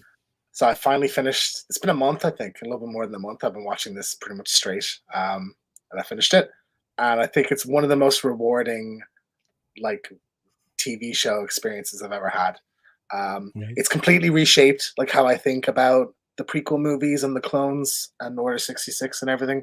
The last 4 episodes are just like some of the best Star Wars that there is. Like really, like you notice going into it, it's very ominous, and the production value is just insane. Yeah, thoroughly, absolutely adored watching this. So yeah, I'd highly recommend to anyone. I know it's a slog, like it's daunting, but like you can get through it, and I'm really happy I did. Connie's agreeing with you. You need to, I know I've asked you before, James, you need to do as kind of like a must-watch guide for some of these shows, because I'll not have time to watch them all. Rob, have you been watching Clone Wars? Or I can't remember if you said you were or not. Oh, I watched it a while. Yeah, long time ago. Definitely recommend watching it. Yeah, I'll have to grab onto that. I'll have to watch that. I mean, it is a slog, but it's great. Yeah. Dr. Von Hoot, Full Monty. I love the Full Monty, the original film. I think it's a really good British movie, and it's very charming. And this just came out yesterday. It's the new series on Disney Plus, and I watched the first 2.5 episodes. So I haven't watched it all. It's 8 episodes long. Right. It's a bit bleak, actually. Like it's quite. It touches on some really depressing things. They do a good job of balancing it out with some comedy. It's that I know where they're going with the plot, but they haven't sort of activated it yet. It's all sort of world building around the old characters and how their lives are now. Yeah, and I actually quite digging it at the moment. Like it's again quite depressing in places. They like touches on like suicide and bullying and all sorts of horrible sort of depressing subjects, but it's still got some levity. So is it as good? Well, it's already not as good in so much as it's a bit like they do a couple of things that are a little bit too unbelievable and very contrived, but I'm sticking with it. So as good as I can say. It's not a one that's top of my list, I have to say, but yeah, let we know how it ends up as the full season. I will say, I think it will all depend on how much you like those characters as to whether you want to stick with it. I think this is part of the problem. I can't even remember the characters. I mean, how old's the first movie now? It must be. I think it was like 97, 98. Yeah, it's very late 90s. So 25 years. Yeah. Fuzzy saying, I watched this Full Monty yesterday, watched all 8 episodes. It's not great, very Britain as shit all the way through. Yeah, fair enough. Von Hoot, you must have seen Justice League before. Why we're watching Justice League again? No, we weren't. This was for the Cyborgs thing. For the shit movies for Cyborgs. Got you. Cyborg, to be clear, the theatrical version, not. I liked the Zack Snyder version, but it's for the other thing. Got you. Sorry, my apologies. Okay, guys, briefly, because I'm aware of time, we'll talk a little bit about Flash. We'll try not to give any spoilers, guys, so don't mention any characters by name in terms of the cameos and things. I know James's views, but we'll touch on them in a minute. Rob, what are your overall thoughts on the Flash movie? Look, it was a fun movie. I didn't hate the experience being there. And to be frankly honest, as a gentleman whose Batman was, Michael Keaton and stuff, I'm not going to lie. My pants filled up a little bit when he says all his little quotes, let's get nuts. I'm Batman. Yeah, that's like, oh, wow. I'm ready. But other than that, I found the style of CGI, whether it was a true stylistic choice or whether it was a financial stylistic choice, whichever it is, doesn't really matter. To me, I found it very disjointed and pulled me out of what was going on, such that it made it difficult to enjoy some of those sequences. I just kept going, what the hell are you doing? Very much, and that could be just me as a style thing, because it's very much the same way as, look, I don't care for the animation style of the animated, Miles Morales movies. And people love those movies, and I find the animation jars it for me. So this could be one of those things, but I will tell you, I was at a private screening with 30 plus YouTubers that were all watching, and their families watching this thing, and not a single person was prepared to go on record as saying that it was a good movie or that they would endorse it. Every single one of them had nothing but pretty much mediocre things to say about the film. So that's interesting, isn't it? I mean, I'll come to James next, but before we do, just sorry, Rob. Out of 5, 3. What stars would you give it out of 5? 2.5. Yeah, okay. So I would give it a 3 out of 5. I think I did enjoy it, probably as much like you say. I didn't come away blown away by it. What props I would give to it is I thought the Batman sequences, both Affleck and Keaton, were phenomenal. I enjoyed their performances. Quite like Supergirl, Stroke Woman. Not sure what they were calling her. And Ezra, I enjoyed his performance, which I didn't expect to do. The story I found too convoluted, and I didn't think the SFX were good at all. I thought in fact, it upset us a little bit. So I'll not say who, but there's a couple of cameos in it that are entirely computer generated, and it made us think, I love seeing them on screen, but actually I don't want them like this. I'd rather you didn't do it, which was a shame for us, really, because they should have been like wow moments, but I don't think it was an awful film. I think it was a good film. I'll watch it again when it comes out on DVD or whatever. But I certainly don't think it's fantastic. And the end bit, the kind of the after scenes cameo of "Please look at my movie, it's still relevant," was just awful. James, now I know you enjoyed it, mate, and that's fine. You're allowed to enjoy it, so no one's criticizing anybody's views here. But you enjoyed it more than I think I did. I loved it. I thought it was exceptional. I think it has like an energy to it that I haven't really felt in a lot of superhero movies lately. And I think this is reflective of the entire screening I was in. Everybody loved it. Everybody was like praising it, walking out the door and laughing at all the jokes and everything. It's one of the funniest superhero movies I think in a very long time. And I've never seen an actor that have such good chemistry with themselves. Like that was kind of insane. Like to the extent that I felt like 45 minutes in, 50 minutes in, I was like, I don't really need Keaton or Supergirl to show up. I'm just enjoying this movie as is. I think they are a benefit of the movie, but I don't think it needed them. Yeah. It needed it in order to market the movie. Yeah. That's very fair. I think on the CGI thing, I just took it as earlier on. There's like particularly the opening kind of action sequence, a thing involving babies that looked very strange. So I think that's fair to criticize. The stuff later on with the cameos and everything, I just kind of took that as like that's what it looks like from Flash's perspective. Yeah, I guess. that's I would agree. I would rather it look real, obviously, but like I took it as a stylistic thing. But I think it has a lot of harsh. There was like one of the most heartbreaking scenes in any superhero movie, I think, towards the end of it. And I didn't know what was going to happen. That was very kind of unexpected where it was going and everything. So yeah, I mean, like this is top tier for me. Absolutely loved it. We've just had the comic vet walk past. Cameo there. Yeah, little chaperone cameo. The special effects on him were much better. That's CGI, yeah. That's CGI better than the Flash movie. Yeah. I got the comic vet working in the background. Yeah, exactly. Very cool. I'm going to hop off, guys, because he just got back in here and Of course. want to give room some space. But you want to say hi to everybody real quick, Chris? Hi, Chris.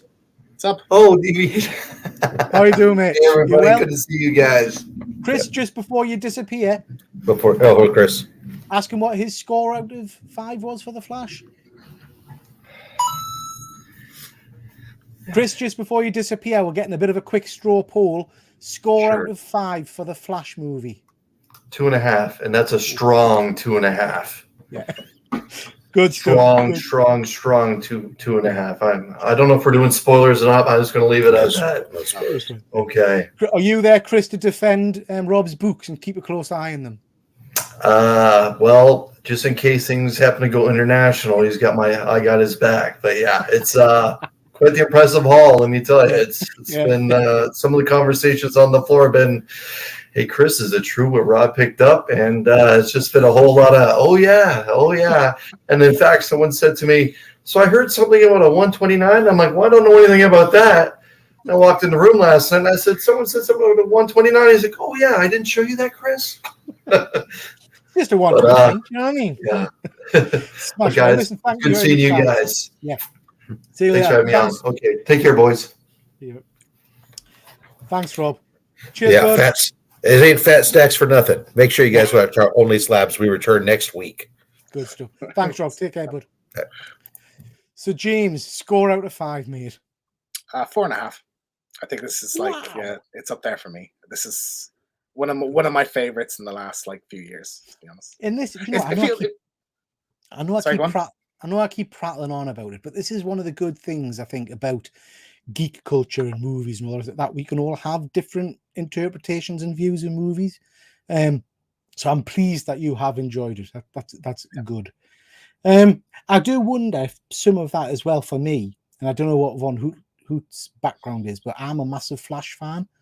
So I wonder if some of my enjoyment is because I know the history of the character and what I wanted to see from it. Do you know what I mean? Yeah.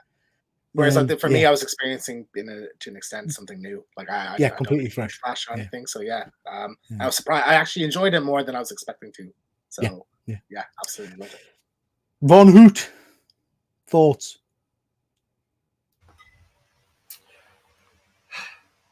Right. So I loved Flashpoint, the book. Really enjoyed it. I have not read it in a while, mind you, as I might change my mind.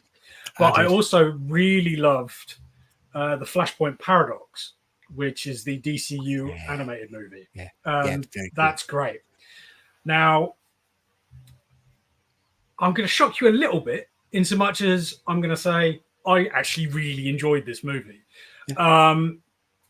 With a few caveats, like the astonishingly bad CG is just it's unforgivable, really, because they blew all those cameos and the emotional reaction the audience should get. And as Rob said there, it could be that I just don't like this animation style, maybe, but I would argue if everybody says that, then it's failing. It's absolutely failing at what it's supposed to do in making you emote. The writing is hit and miss. Some of the comedy lands, some of it doesn't. I thought Ezra was quite watchable, pretty good in it, but I couldn't help but be like, this guy, I hate him, all the way through it, because I also read up about his stuff. And there's a couple of jokes which I just thought, you left that in after the stuff that he's done? I do get that. I don't want to spoil the jokes, but they're just why? Why would you do it? Now all I'm thinking about is all the awful shit he's done in real life. And wasn't there, sorry, because maybe was there not a joke about assaulting a woman or abuse or kidnapping a woman at the start or something? There was a bit about drugging somebody. And, yes, sorry, I don't remember that was in poor taste, and they should have cut that out. Yeah. Okay. I just think, what were you thinking? You just get the scissors out, snip, just terrible. You mentioned quite a lot that you really didn't like Zod's portrayal. I don't think that's a spoiler. I mean, he's in the trailer.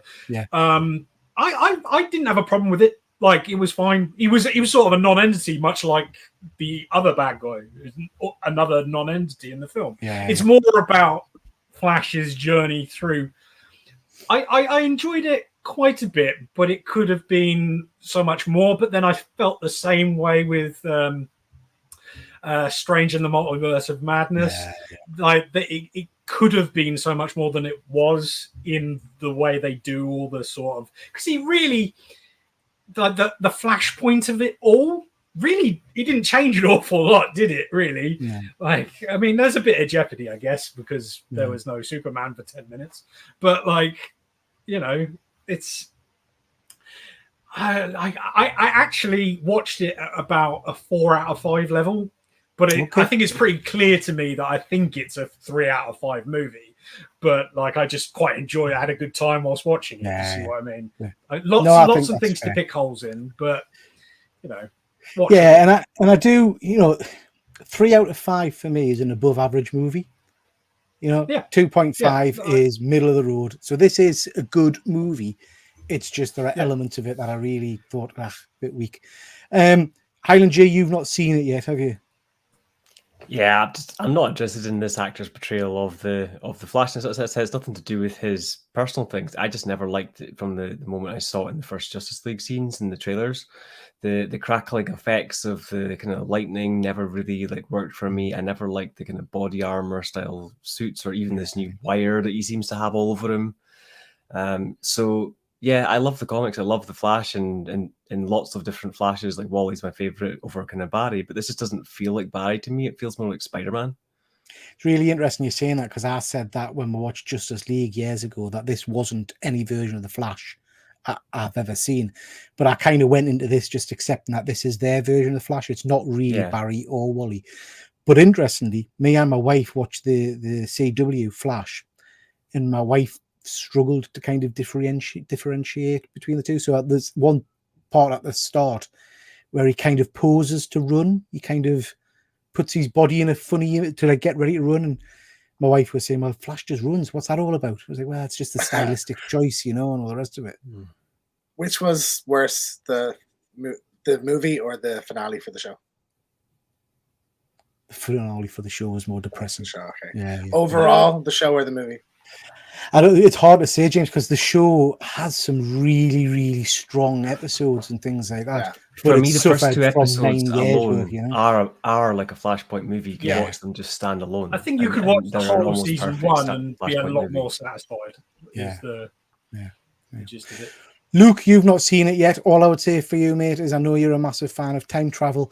This has got a lot of time travel kind of explanation and bits and bobs, and Michael Keaton explaining it as a bowl of spaghetti at one point, which actually worked. I quite liked that. It was all right, Do you know what? So when it was all first advertised and the trailer came out, and you lot were all very excited, and I was like, I need to go to the cinema to see this movie. Like, I need to make sure that I get out there and see it. But then after reading the comic book for GP's show, which I know is different. I know there's some differences. But after reading the comic book and after hearing your guys' opinions, even though there's good points, like what James was saying, hearing the stuff about the CG and all the rest of it, I'm going to wait for the DVD. I'm going to wait. Like, I'm not in a rush to go see this anymore. And I might be pleasantly surprised, or I might think that it's complete cack. But I will give it a watch. I'm just not going to rush out and spend the money right now to go see it. I think that's fair. And I think it's going to be really interesting over the next few weeks, because I don't know if you guys have been looking. Not that it's a good basis, I give you that, but Rotten Tomatoes. So this movie, as you know, got some incredibly positive comments leading up to its release from big name directors and things like that, and that maybe's influenced me going into it, because I thought, oh, this is going to be much better than expected, and I didn't feel it was. It had incredible Rotten Tomatoes scores last week. If you look at it now, it's not off dropping. Viewers and the public and critics. So it's around the same as Guardians 3 though, and many people. It was yesterday. I checked. No, it's that's what I'm saying, James. It's dropping down. It was in the 60s. So the critics was 60 odd, I think, and I think the general public has dropped to 83 or something. What's it now? Yeah, 40. I'm not sure. Have a quick look, but yeah, I might be wrong, but it looks like it's dropping a little bit. No, it's a bit of a shame. I wish they'd done a little bit more Flashpoint in it. I mean, that might just be me, but it's based on Flashpoint. I could have done with some more Flashpoint in it. Yeah. But, yeah. Anyway, moving on. James, talk to us about this. My dreams have come true. This is the new Star Wars video games by Ubisoft. So they do like Assassin's Creed, Watch Dogs, and all. It's the team that did The Division, I think. But it is an open world, sort of Grand Theft Auto-esque Star Wars game where you can go from planet to planet. You can, like, from the ground, get on your ship, fly into the atmosphere, jump into hyperspace, like almost seamlessly. this is like the Star Wars game I've been dreaming of for a very long time. And it's like dealing with the kind of, the scum and villainy side of it, the like criminal element in the underworld. I like the choice of setting. It's set between Empire and Return of the Jedi, so I think that's like an interesting period, and hopefully we'll see a few characters. Like just the idea of like Tatooine's confirmed, the idea of walking around Jabba's palace while like Max Rebo's band is playing and getting to play Sabak or something. It's just, this feels special. Like I really was like an amazing moment watching the gameplay and seeing that this is like coming to life now. So I watched the gameplay, the link I think you sent us, and I have to say this has got me tempted. I think I might pick this up. If it comes out on the PC, I'll definitely pick it up because I enjoy it's on PC. On my game on the PC. But yeah, looks very cool. Just before we move on, so The Flash is currently at 67% from the critics and 85% audience score. So yeah, interesting. But not that I believe Rotten Tomatoes, man. I think it's a lot of shit. We've already mentioned this. Please do go check out that review. This kind of got way into talking about robots in general. And tonight's focus for 10 minutes or so, we're going to talk about our favorite robot movies. So I've compiled a whole host of slides. Just going to briefly touch on most of them, guys. Bicentennial Man is the one I've put on there. Anybody seen Bicentennial Man? Stunning. Absolutely love Bicentennial Man. It's Robin Williams, and it's basically the story of this house robot, basically, that starts to develop, feelings, humanity, and all the rest of it. And it's his journey, throughout the years with the same family, as his robot body kind of gets developed and becomes more human-like and all the rest of it, and he replaces part. It's just a really beautiful story, and it's one of the most hard-hitting endings to a movie I've seen in a long time. It's absolutely crushing. Love this movie, absolutely love it. Luke, did you say you've seen it? Yeah, I saw this. I saw it when it first came out, and I was quite young, and so that sort of impact, it was quite jarring for me as a child to see that and see how it ended. But as the years have gone on, I've grown to really love it and appreciate what it is. Yeah, it's a stunning movie. Good old Fuzzy. This is one of the worst robots. Fuzzy, man, it's heartbreaking, dude. Dude, am I young enough and hip enough to say dude? I'm not sure if I am. I don't know. Anyway, no. Blade Runner. I can't remember. Did one of you guys mention Blade Runner? Or did I add that on? Nobody. I think some of the guys in the comments might have put this in. I didn't, but it's awesome. So, deserves to be there. You know what? I never got Blade Runner, and I know my mate Dave will go mental, but I just never got it. I have a theory about this, just generally speaking. When I first saw the film, I also didn't like it. Yeah, and it's because I watched the theatrical version. It wasn't until I saw the ultimate cut that I actually liked the film. All the other versions have left me super cold. So I just think there's one version of the film that actually works, and the rest of it is all just a bit of a mess. I watched the sequel because my mate Dave told us to watch it, and that was okay. But yeah, it's a bit long, like a bit long-winded. I thought the sequel. I wanted to like it, but it was just it was fine. And then we get Westworld. Any of you guys seen the original Westworld, not the TV series, but the original movie? Yeah, loved the original Westworld. The TV series, I feel like lost its way. By series 3, I watched season 1, then I kind of switched off. I have to be honest. I loved the first season of Westworld. I thought the first season was perfect, but as soon as that ended, it was just rubbish after that. Yeah. I've always wanted to watch that film, and I've never done it. It's one on my bucket list of it's so weird. Like I keep thinking about watching it, but never get round to it. Harkening back to what we were talking about earlier with the Jurassic Park stuff. Obviously, Westworld was written by the same writer, Michael Crichton. But a lot of people have this theory that maybe Jurassic Park is like a Jurassic version of Westworld, so they're not actual dinosaurs; they're all robots. And I always quite like that idea. I don't think it's true, but I like that people think that. That's two theme park, stories. Like you could have that as your headcanon, I think, if you want to. Yeah, I like that. But yeah, I agree. And I think, for me, I remember watching Westworld, crikey, years and years ago, and it being genuinely quite scary, in terms of, I mean, it's the original Terminator, really, isn't it? The guy who's kind of hunting you down and won't kind of stop chasing you. Highland G, you're I think a fan of Western type stuff, aren't you? Is this something that's on your list? Have you watched this one? Westworld. Yeah. I haven't seen this movie, but I watched the TV show. I really enjoyed it. So I'm on maybe about halfway through season 3. I'm kind of taking it slowly through. I must say the first season has been the best so far. Like, it does kind of try to evolve and kind of take the same things and repeat them from different angles and kind of things like that. But I do just like shows that make you think a little bit more sometimes. So yeah, I'm just enjoying it for what it is. I think you would like the original movie as well, mate. I'll check that out. Excuse me. Big Dave, all these moments will be lost in time like tears and rain. That's a quote from Blade Runner, isn't it? Yeah, I mean, there's been a few things for me where I've done that and then kind of went back, because I watched the 12 Monkeys TV show and really enjoyed that, and then went back and watched the original. Yeah, that's another one I never really got my head around. Excuse me. I think I'm just not clever. Great time travel. Oh, don't start about time traveling. And then we've got the classic Terminator. Who put this one forward? I can't remember if anybody put this one forward or if it was just one to put on. Stunning movie with Arnie. I think an absolute classic. I put this one on rather than Terminator 2, but yeah, it's just an absolute stunner. And again, one of those kind of themes that have continued on through the movies about Skynet and about computers going awry and mad, which is kind of a bit scary considering where we are these days with AI and all that kind of jazz. It's starting to get closer to Judgment Day, I dare say. Alita Battle Angel.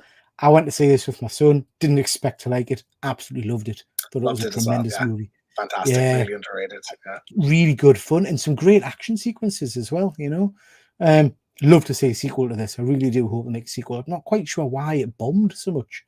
I don't understand why. Yeah, it's got all the right ingredients, I think, for a sleeper hit, but yeah, it didn't stunning movie. Luke, what the shit is this? What the hell?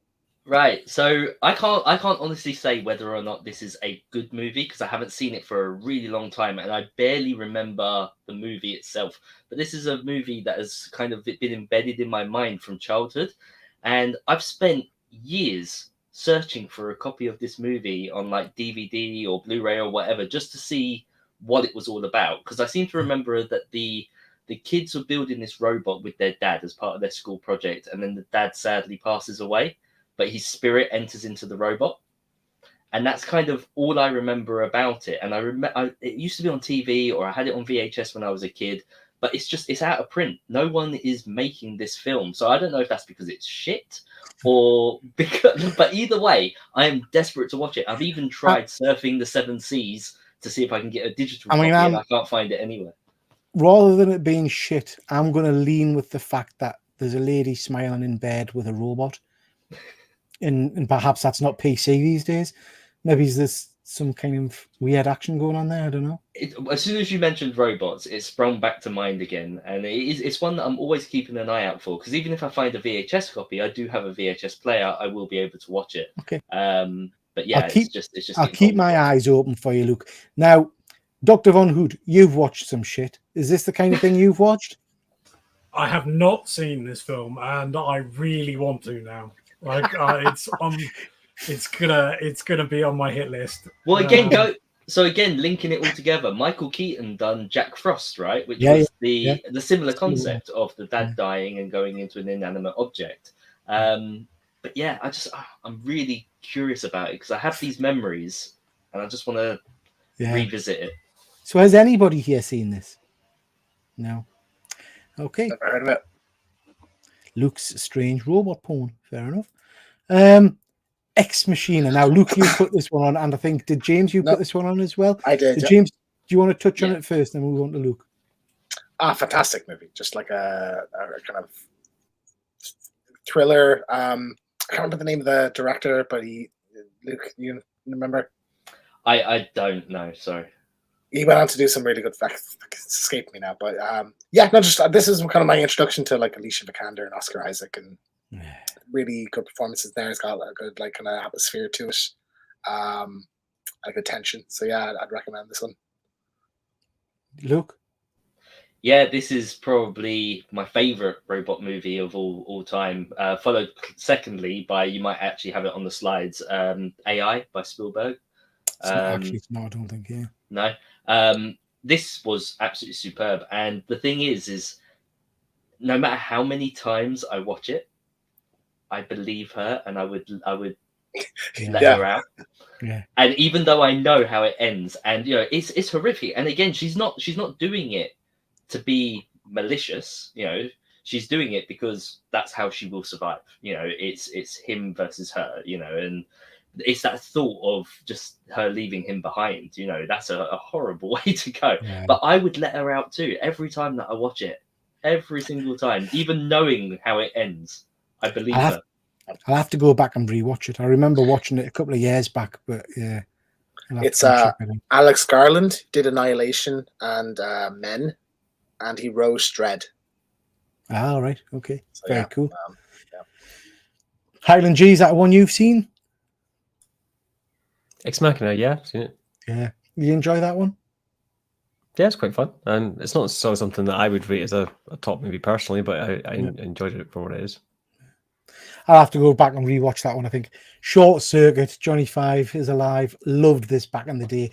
Again, I think you mentioned this one, Luke. This is a one, but that I fear I would have to go back and rewatch because it might have been great in my memory, but it might be absolute dog shit. I really like the second one. The sequel I like more than the first. But I watched them recently. I watched them both with my kids, and as far as I'm concerned, it still holds up. Von Hoot, were you going to say something, mate? Yeah, I've got breaking news. You can watch it on Amazon Prime. Yeah. And you thought your parents were weird. Yeah, good stuff. We'll check that out, mate. Thank you. Thank you, Von Hoot. Yeah, I mean, I remember loving this at the time. And you're right, Luke. Is number 2 where he gets his mohawk and things like that? And his punk out. Yeah, and it has the amazing song "I Need a Hero." It's great. It's good fun. It's heart wrenching though when they're smashing him up and he's saying no, disassemble and everything else. I had to look over to my kids to make sure they were okay. I'm not sure about the brown face in it though. That's probably not. Great, yeah, that has not aged well. That has not aged I forgot about that. Yeah, good point. Good point. Yeah, but yeah, good classic movie. Steve Guttenberg used to be in all kinds of cool movies. I don't really see him in much these days. Was he in Stranger Things? Did he guest in Stranger Things at some point? Can't remember if he did or not. Not sure. Anyway, Von Hoot, did you suggest RoboCop? You're muted, bud. I've just muted myself. That's silly of me. Steve Guttenberg was in the Rock series Ballers for a while, and he was pretty good in it. It's fun. Yeah. RoboCop, hated that movie. It's rubbish. It's just mind-numbingly dull. It takes all the charm out of the original RoboCop. There you go. That's my thoughts on it. I'm inclined to agree. You can't beat the original. The original is absolutely superb. Yeah, all the charm and personality gone. It's just a generic action movie. And Joel Kinnaman, I hate that he's got that normal hand. The fact that he's got that normal human hand. It's weird, isn't it? Stupid. No. I mean, these are wrong, but I don't mind this one. You're right. I don't think it's a patch on the original RoboCop, but I didn't mind it. I thought it was okay. But again, okay. Is that good enough? Probably not. But it was watchable, I guess. iRobot. Yeah, that was me. I like this movie. I love it. I really like it. I saw this when I was like 10 in the cinema, and it was like the best thing I'd ever seen. Because it felt like it was like what the future could actually look like. Just a fun, like silly Will Smith action movie with some really great action sequences and some good performances. Alan Tudyk has got some stunning action in it. Yeah, it's got some great. Yeah, fantastic. There's I haven't seen it in ages, but if I remember right, there's like a highway chase with like falling on top of trucks or something. It was great. Yeah, so I like it as well that the majority of the robots still want to do good, like human in danger, and they're trying to protect, whilst at the same time it's all going wrong. It doesn't paint it all so negative. It shows that there is good as well. Yeah. For me, this was just when sci-fi got a bit generic, though. I mean, like it felt like everything at that point was just like super AI based, sort of like worlds and hundreds of robots, and the Matrix was going into countless sequels, and I just got bored. Like That's how I feel about the MCU right now. I remember when you had like Independence Day 1 and you had Men in Black 1, and you know these films kind of stood a bit out there and had something really different about each kind of movie. By the time we got to this, for me, I was just bored. So if this movie was good, I didn't consider it good because I was just bored at that point. I was kind of clocked out. I felt like it was a bit more grounded though. Like I thought that this is what it could look like in 30 years. That's silly to think now, that, yeah. but, you know, at the time. Yeah. Highland G, did you put Transformers on the list? I did, yeah. So I was just kind of generally, it wasn't just Transformers 1. I'm just not a fan of the Michael Keaton Transformers films. I don't think we need a human in a Transformers film. Yeah, no, I agree. I don't think anybody would argue that we'll want more Cybertron-based action or, you know, less on Earth. And I think I've gone on record many a time, as has good old Von Hoot, in saying that the Michael Bay movies are dog shit. Just not for me at all, unfortunately. Yeah. I wouldn't mind if the humans were the family from Fast and the Furious. What? If they merge transform, you're talking me round. Let's do this. If they merge Fast and the Furious, speaking that sweet music, Luke. Here's my pitch, right? The Fast and the Furious guys drive in Transformers being chased by the dinosaurs of Jurassic Park. Let's do it. I think I read something about that a few months back, when Jurassic Fast came out, and they said that the producers wanted to do a crossover with, I think it was Jurassic Park or something ridiculous like that. No, Transformers. There has been talk of a Transformers Fast and Furious movie, like going back a few years. See Prime stand there saying, "Damn Lee." Yeah, well, it's better than "I'll kill you," which he says in every single movie. You brought a human. Ron's Gone Wrong. What the hell is that? I don't think I've seen that one. Yeah, so this is a movie that I kind of stumbled across around, I think it was Christmas time on Netflix, and I always like trying out like animated films that are not by Disney because they try and do things a little bit different sometimes. Like Rise of the Guardians, I saw quite a few years back now, and I just love that film. This for me, like as a premise, is kind of hard to explain. But you've got this family that's kind of not as well to do, and the must-have product that year is basically this sort of Ron robot, which is basically a robot equivalent of an iPhone. It's got all these apps and it learns about you and it interacts with you, but it's a physical AI rather than like, you know, just your phone speaking to you. And this kid basically finds a way to somewhat get one of these that's sort of more off the back of a truck and it's been damaged. Right. And the kind of hilarity builds from there as this kind of robot breaks the rules and is essentially an unlocked version of this system. All right, got you. Who makes that one then? Who's the?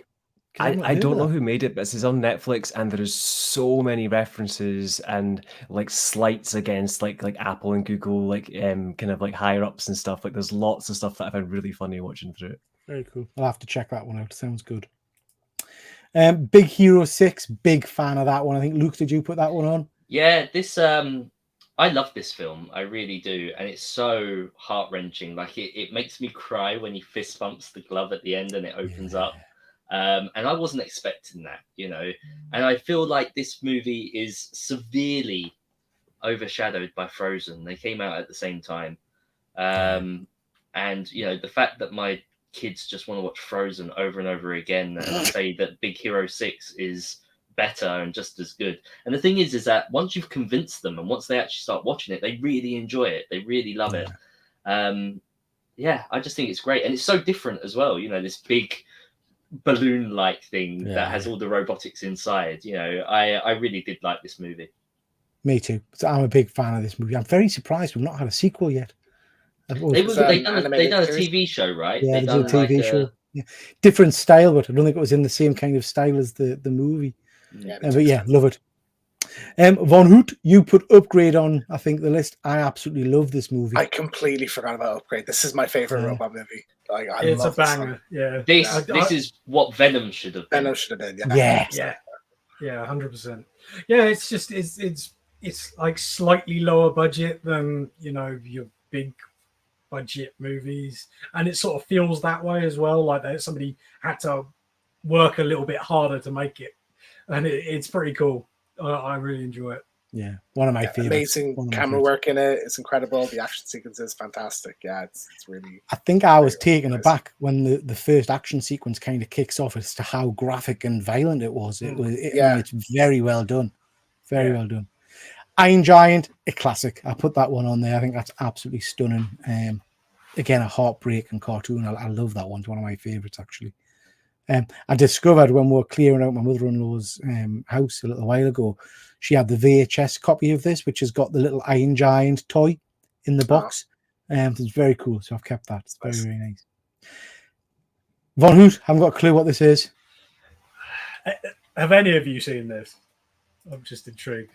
No. I think I have a very long time ago. It's almost like an Akira type thing, right? Where he starts to grow more like robotic stuff all over him. It's sort of loosely based on one of the characters in Akira. But I mean, it's super loose. I watched it again last night to talk about it. This is absolutely batshit crazy. I mean, it is bananas. It's in black and white. It's about 50 minutes long, and it reminds me of like if somebody did a really ambitious uni movie in black and white film in the 80s with a thumping soundtrack.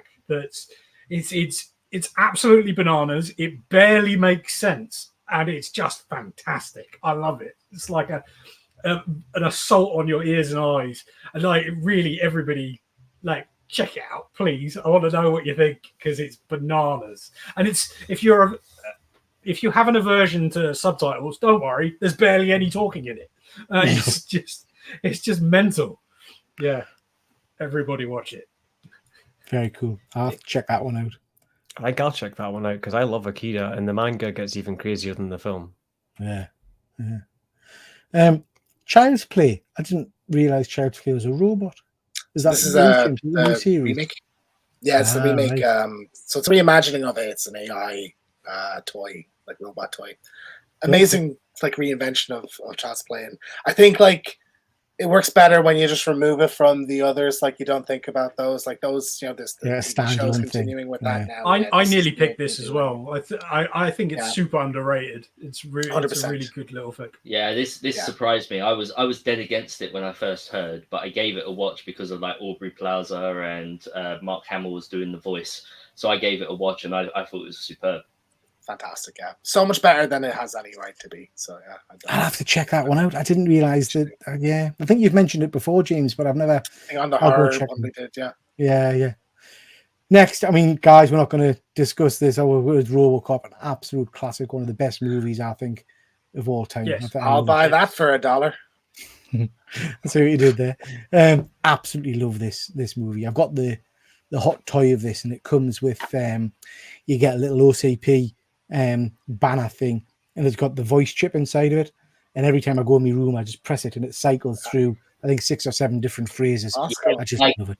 But I got the Kenner action figure, the original series ones. Very cool. It's probably my most nostalgic toy that I have. Like I remember buying it. I remember going out with my birthday money. I hadn't even seen the movie, I was too young. But I had that toy, and I've had that toy for years and years and years now. All the accessories and everything, you swap over his armor for battle damage, the lot. Yeah. But I remember watching the movie and still having my figure on the shelf while I was watching the movie. I loved it. Yeah. I rewatched the scene. I don't know why, but I was flicking through YouTube, and I rewatched the drug bust scene the other day where he kind of goes in. It still stands up, that movie. I think it really does. It's superb. It's one of. It is my favorite Cyborg movie, which is why I sent it over to you. It's amazing. I deliberately didn't go with robot movies in my picks. I went with Cyborgs because otherwise I'd just be berating Michael Bay movies and talking about how much I love Transformers 86 for the entire time. RoboCop is so good. It is. Okay, guys, we're coming to the end here. I think Highland G, did you send this one over? But an absolute banger again. Yeah. I just love Wall-E. I think it's a great family-friendly film. It's heart-wrenching. It's great. Yeah. You guys all seen Wall-E? Yeah, it's a stunner. I love it. I love it. Once again, guys, we had tons of interaction from the guys on Instagram. So a few people mentioned, just want to say if we mentioned these previous, Blade Runner, yeah, we talked about that, Terminator, T2. The Matrix, yeah, didn't really think of that as a robot movie, but absolutely it is, isn't it? So yeah, good stuff. Ex Machina, Pacific Rim, excuse me, mech suits, but yeah, stunning. I love the Pacific Rim films. Again, another one that baffles us as to why they weren't better received and made a shit ton of money, because I mean, you to would be have fair, the thought second kids one would isn't love them. great though. Oh yeah, is the it? second. Well, it's not bad. It's not great, but it's not bad. It's not as good as It's the like first. it's barely good, barely watchable. Sort of, it's on that teat of like The guy from Star Wars, isn't that? Isn't it, John? Yeah, John, yeah. The first one though, I love. I think it's amazing. I feel like the Pacific Rim movies are a little bit like the Starship Troopers movies. The first one's good, and then it kind of tanks. Yeah. But again, like I say, I don't understand why. Because there's not like an animated didn't third get a one or franchise. something as well. Anime one's not bad, yeah. But again, Yeah. that's the same Starship Troopers. They did a load of anime, didn't they? And it was. And then there was a comics spin-off that came to Kickstarter as well. I think of Pacific Rim. Yeah. Chappie, forgot about Chappie. I love Chappie's Chappie. terrible. Chappie's I like Chappie. I Chappie's couldn't get past. awful. I couldn't get past his voice. Oh, it's so bad. And I love Neil Blomkamp. I love District 9. I was so disappointed by Chappie. Yeah, I watched all the way through it, but I wasn't satisfied at all. Chappie was bad. What's 9? I don't know what 9 is. They're like little fabricated dolls that were all like stitched together, but they're like little robots. Right. It's like a computer generated. I think it was done by Tim Burton, was it? I think it was Burton. Not sure. I don't know what that one is. I think Robots. Yeah, Robin Williams, superb. Enjoy that. That's Robin Williams doing the voicing, I think, isn't it, on Robots? Ex Machina, Terminator. I mentioned those, Iron Giant. Yeah, Real Steel. Yeah, Never watched that. Enjoyed that. Yeah. Quite enjoyed that. Yeah, not bad. Boxing movie. I was going to say that's just a boxing movie, right? But they're using robots instead. Yeah, but it's quite a good one. It's Hugh Jackman. Very cool. Short Circuit. Yep. Ex Machina, Bicentennial Man, Short Circuit, The Iron Giant. Yep. Short Circuit. Goat, The Day the Earth Stood Still. Wow, that's going back a bit. But yeah, that's again a very good sci-fi movie. But yeah, enjoy that one. And Real Steel. Okay, good stuff, guys. That's your whack. We've gone on quite a bit tonight, so thank you very much for everybody's attention. As ever, thank you to everybody that's been on the panel. It's been great fun. And thank you to everybody in the chat. A couple of things just to briefly mention. Please don't forget we've got a show on Monday where we're going to be talking all things comedy. We've also got our review next week of Secret Invasion on JP Venom's channel. Not sure what day or time we'll be doing that. It'll be 8 o'clock, probably Tuesday, but JP will confirm that. But that's a review of Secret Invasion, so watch out for that. As usual, shout out to the UK live stream community. You know all those channels. Please do go and check them out. Chaps, got anything happening on your channel? We'll start with you, Dr. Von Hoot. Well, I shot a bunch of videos today, so Monday and Friday there will be unboxings, and then I'll be back here maybe on Saturday. Don't know. Good stuff. Good stuff. James T. Yeah, I paused my EA video to do a Star Wars Outlaws one because I just want to talk about like what I'm excited for and what I'm hoping to see from it. So I'm just finishing the script because I want to make sure I'm not like everything is accurate, like all the interviews and everything. So yeah. So that'd be Good this week. Brilliant. Luke. Yeah, I'm back in full swing on my channel, putting out loads of different content. A lot of it is kind of time specific at the moment. So obviously I put out my video about Stan Lee. Wanted to get that out before the documentary. I've got a video up today about Secret Invasion because again, I want to get that out before the show actually starts.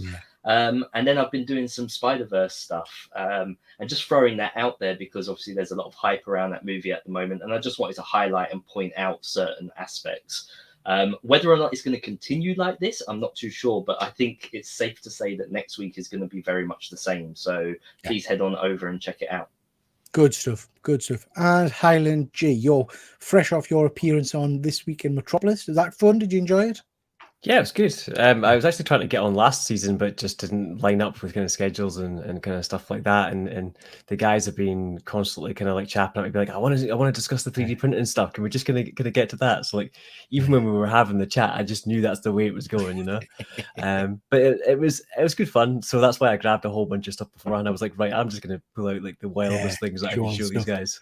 So if anybody hasn't seen the video, it's worth watching even just to see the few things that I've 3D printed that I showed in the kind of clips. But other than that, I am recording some stuff in the background for my channel. I haven't brought out anything in the last sort of week, so hopefully maybe in the next week I'll get something out again. I'm looking to have at least maybe every second week until I kind of get rolling with stuff again. Good stuff, mate. Good stuff. Okay, thank you very much, guys. Thank you to everybody that's watched. It's been an interesting show once again, and hopefully we'll see you next week. So we'll call it a night there, guys. Thanks very much. Bye.